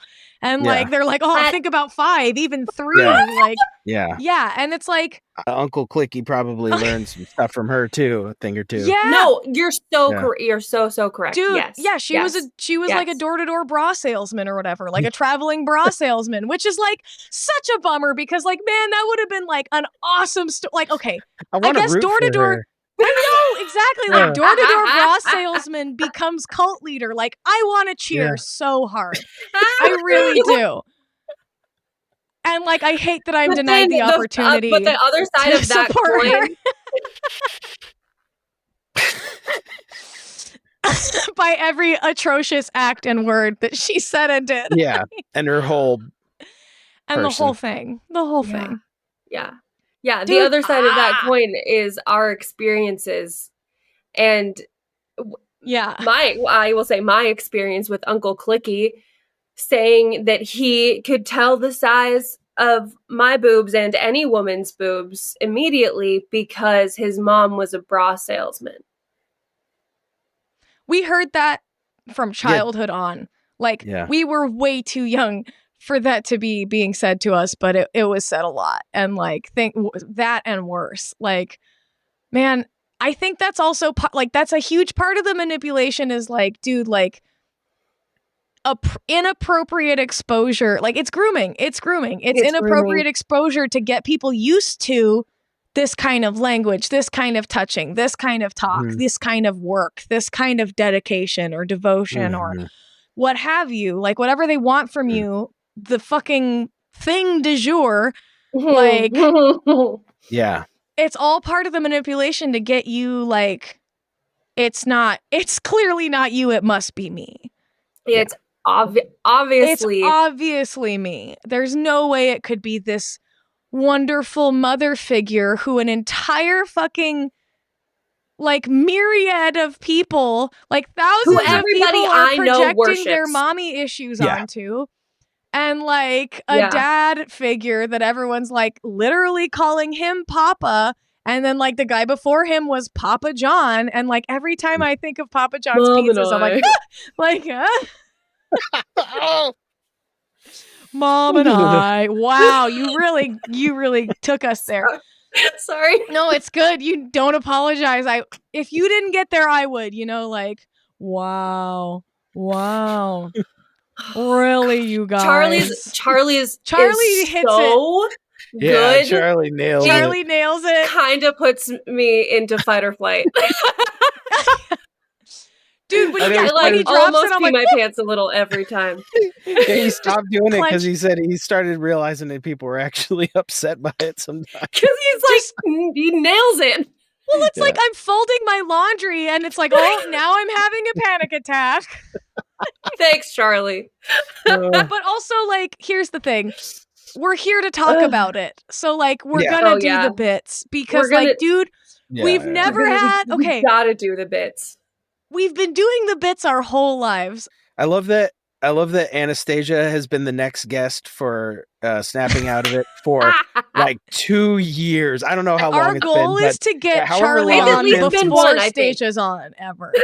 It's been 8 months that we've been trying to set a date. I'm sorry, but I like that you went and started another podcast. I'm like, I'll start my own podcast. We'll have you on as a guest. Because me and Charlie have been having the hardest time like aligning our schedules and stuff like that. And no so worries. When you do, life. This isn't a cult. Hit me up. Thanks. We can cross promote. I can skip the work day. Yeah, you can. You don't have to come in on a Saturday, even, or a Tuesday, or a Thursday, or a Wednesday. Please don't or worry a about Sunday. our lunch, Mike. It's fine. You don't. Please don't cook a meal for 40 hungry construction workers who are not getting paid, but they work 4 times a week and like it's a significant amount of hours. We don't need that from you. Yeah. All right. Well, I guess I could learn to find value in myself without doing that for people. That's all we ask. That's beautiful. Yay! Oh, look at us go. Look at us go. Healing. Happy to disappoint all these motherfuckers. All these motherfuckers. Like, yeah. A book recommendation that comes from a crab for some reason. For Mike. We're listening. If you have not read Unlearning Shame, Leandra recommended this to me. Uh-huh. And I am still getting through it because it's like really chunky, but like it's only chunky because you want to sit with it. You want to process that. Yeah. It talks about it's written. Yeah. Sorry, I was about to info dump. It's called Unlearning Shame, but yeah, give the premise. Is that Brene? No, it's Dr. Devin Price, author of Unmasking Autism, Laziness Does Not Exist, and now newly Unmasking for Life. Shout out Dr. Devin Price. Thank you. Oh, that all sounds interesting. It's all very good. Unmasking Autism changed my life, saved my life a little bit. And also was the book I was reading when I came up with the idea for this podcast. Like the concept of masking was something I didn't understand. And it's like that book talks about masking, but it also just talks about like autistic existence and like here is what this can look like. And like, here are scenarios and like, here's empirical evidence. And it was like, what? Yeah. Oh shit. So very wonderful, very helpful. But like Unlearning Shame gets into specifically like systemic shame and how it is used like even within like green shaming of like, oh my God, you bought a plastic container at the grocery store because you're disabled and it's easier for you to open that plastic container. But how dare you fulfill your needs in this horrible society? Mm-hmm. You know, like that shame. And there's the stuff that like, and like, and like he talks about all kind like, sorry, I'm blabbering because I get excited, especially to talk about Dr. Devin Price. I'm like, but that is why I brought it up though, because I found it really useful from where we come from, especially with like internal blaming yourself and like in like just a lot of like internal shit where I'm just like, that's not my fault. Why is this eating me up inside? Exactly. Why do I feel like so ashamed about it or shame for it or so like it's very useful. Unlearning Shame is a book I would recommend I'll read that. Yeah, that's I don't think I've unlearned a lot about shame. The only thing I've learned, I feel like I'm good at noticing when people are trying to push that button. I've gotten very good at going at and that's the media and that's the whatever politicians that's most of unlearning it. Yeah, or like the whatever, and I don't always respond the right way, but I always know I'm like, you're trying to get my shame button. You're trying to push that shame button, and I feel like the answer is always, I'm not going to do what you're trying to get me to do, just because there's a better way to ask, and if you're right, then there's a better way to convince me to do it. Yeah, man. Yeah, not like that. Yeah. Wow, it's really? not like that. Yeah. Really, yeah. But I really want to read that book because I don't know a lot about it. I just have gotten a pretty good spidey sense for that. Yeah, it gets into the background, like into like the systemic, like everyday stuff, and then it shows you like the things that you didn't even realize that you were like carrying. The histories of the industries of that the shame pushers. Yeah. Fully. And like familial shame, like one of the ones, okay, so like kind of spoilers, but like it's at the end of the book. On a self-help book. Spoilers on a self-help book. No, he talks about how he disowned his dad when he was like 16, and he always felt like his mom felt ashamed of him because he rejected the family she chose. And that's a huge thing, that like estrangement is a big topic. But like and then he was like later in life, like he got to like have some vulnerable, tender moments with his mom where he was like, I always felt like you were ashamed of me because of this, because I rejected my father, because I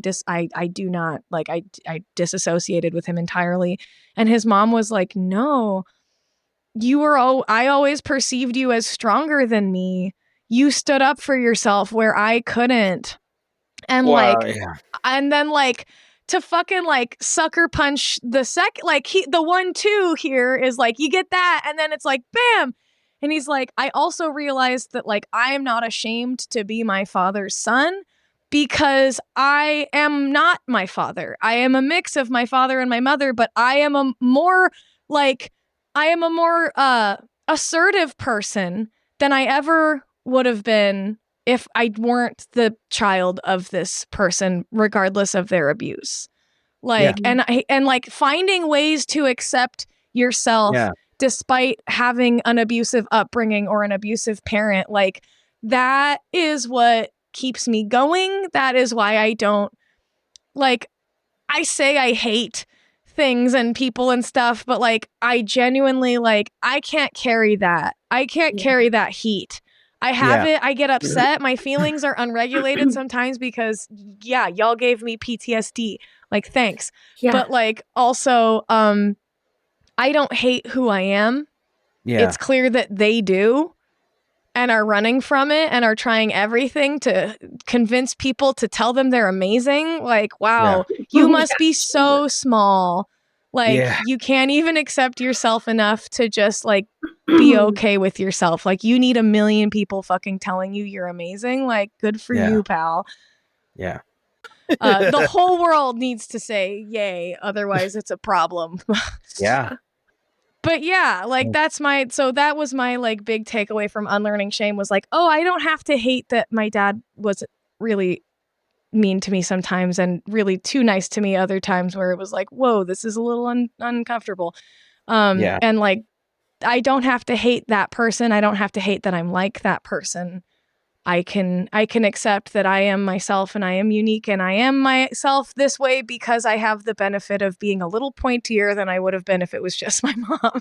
Yeah. You know, like. No, that's cool. I really like that. That's really beautiful. So that's where Dr. Devin Price helped me get there. I appreciate that. And like would recommend, if you're not a transphobe, read Dr. Devin Price. And if you are a transphobe, fuck you and read Dr. Devin Price. Like.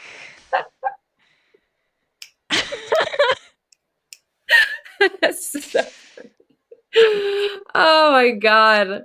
That's it. That's all I got. I feel like it's a great place to end. Yeah. So it sounds like read his book. Yeah. Literally any one of them. I'm going to. Yeah. I will for sure. As long as we're going too long anyway, and this will only take a minute. We're going. Might as well say something really weird.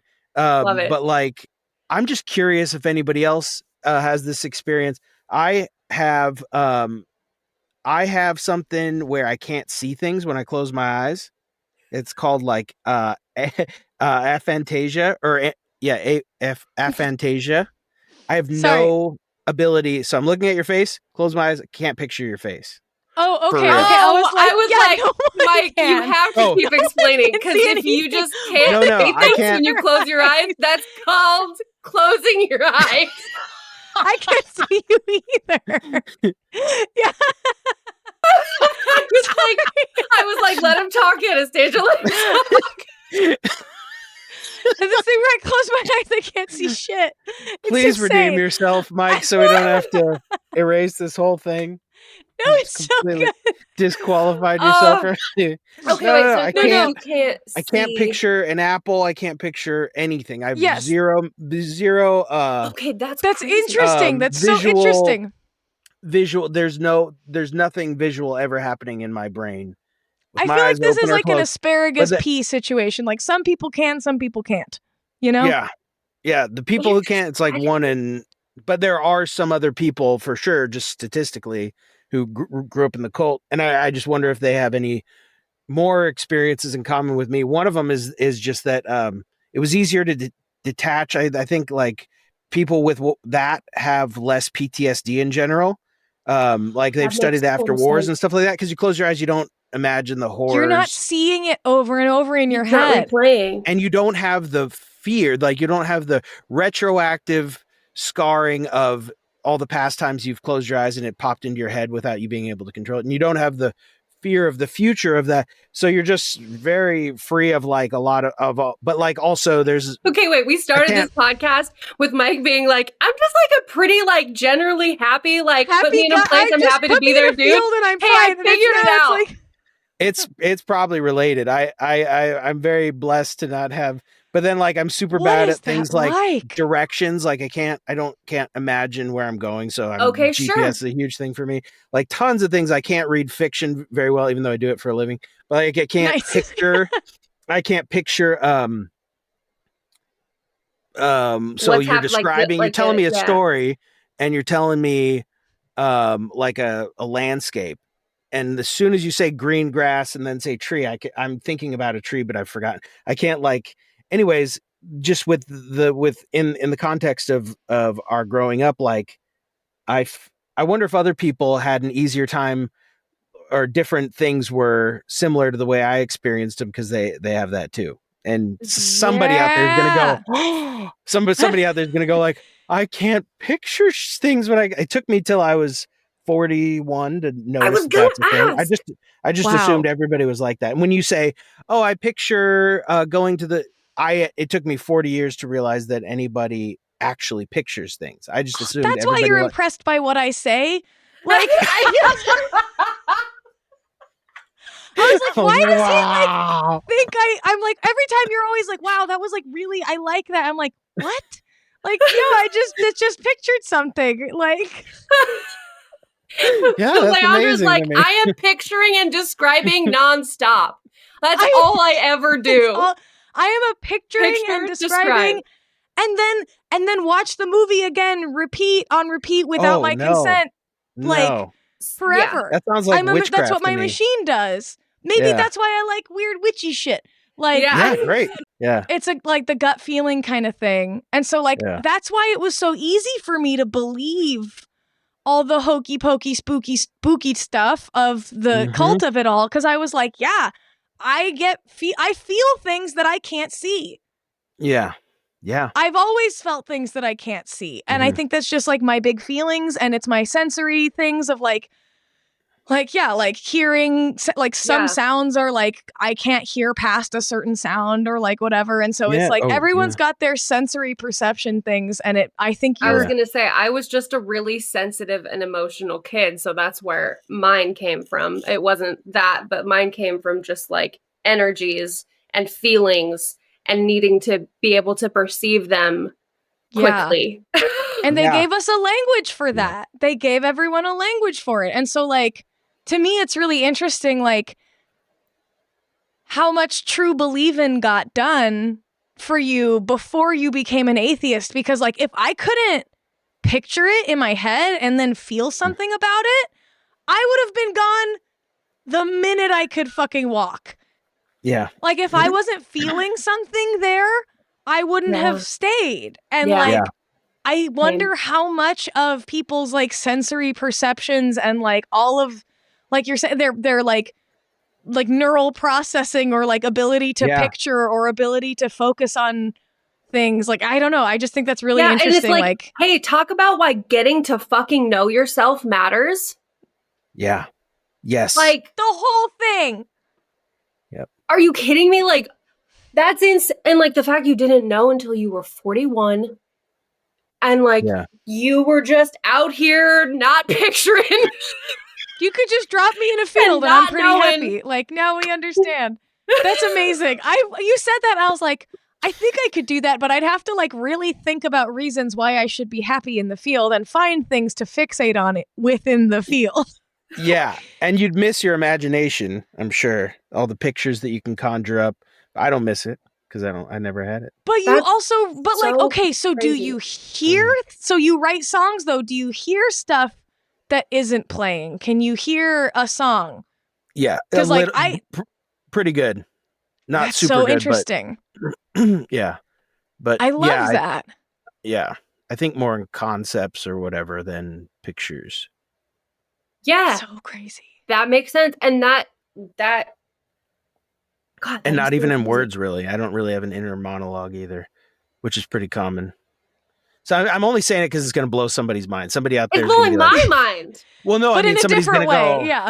So me too. Really hear a voice and really see. Like, if you close your eyes, you should be able to like actually see. The test for it is picture a guy. Close your eyes. Picture somebody. There's a table with a ball on it, and you walk into a room, and picture somebody walks into the room and pushes the ball. What happens to the ball? And so most people see this happening, and then you have them open their eyes, and then you say, okay, what color was the ball? It was red. Green. And then what did the person look like? He had a fedora. Brown hair. It was awful. Tall, skinny. What color table was it, or what kind of table was it? Brown wood. Yeah. 4 chairs. I saw like the plastic round tables from my elementary school. So to me, it's so weird that you have specifics that you actually, you're not just pretending and making it up now to like fill in the blank, but like that you actually saw something is so weird to me. Yeah, That's like amazing. I saw the ball roll off the kooky. table and hit the floor, and I just kind of close my eyes and I know what's going to happen, but then I can't.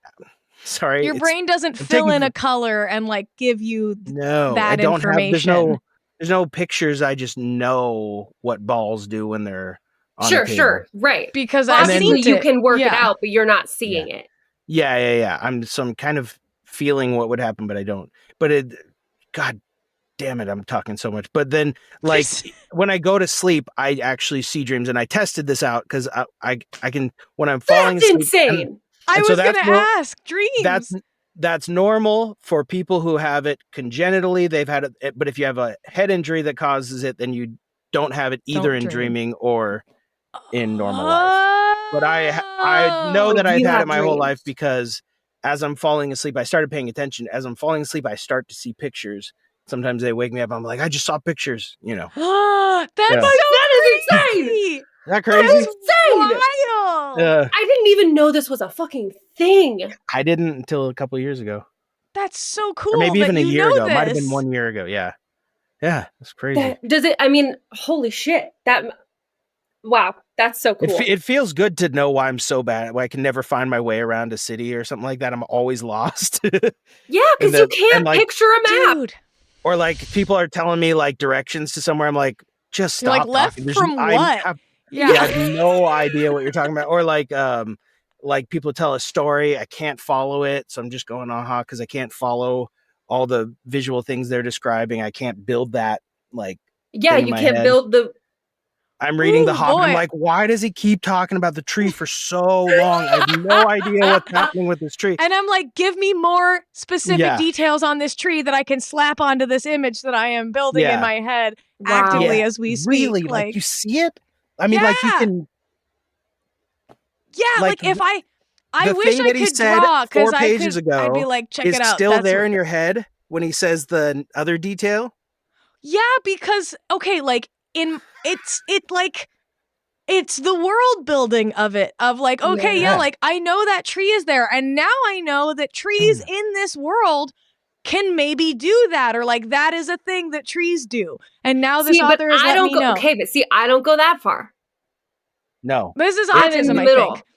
No, you have hyperphantasia. And I have aphantasia, and you're normal. Sounds like. Yeah, that makes sense. Hyperphantasia. She probably does. That makes sense. That makes sense. I've always just called it my overactive imagination. Yeah, that's the same thing.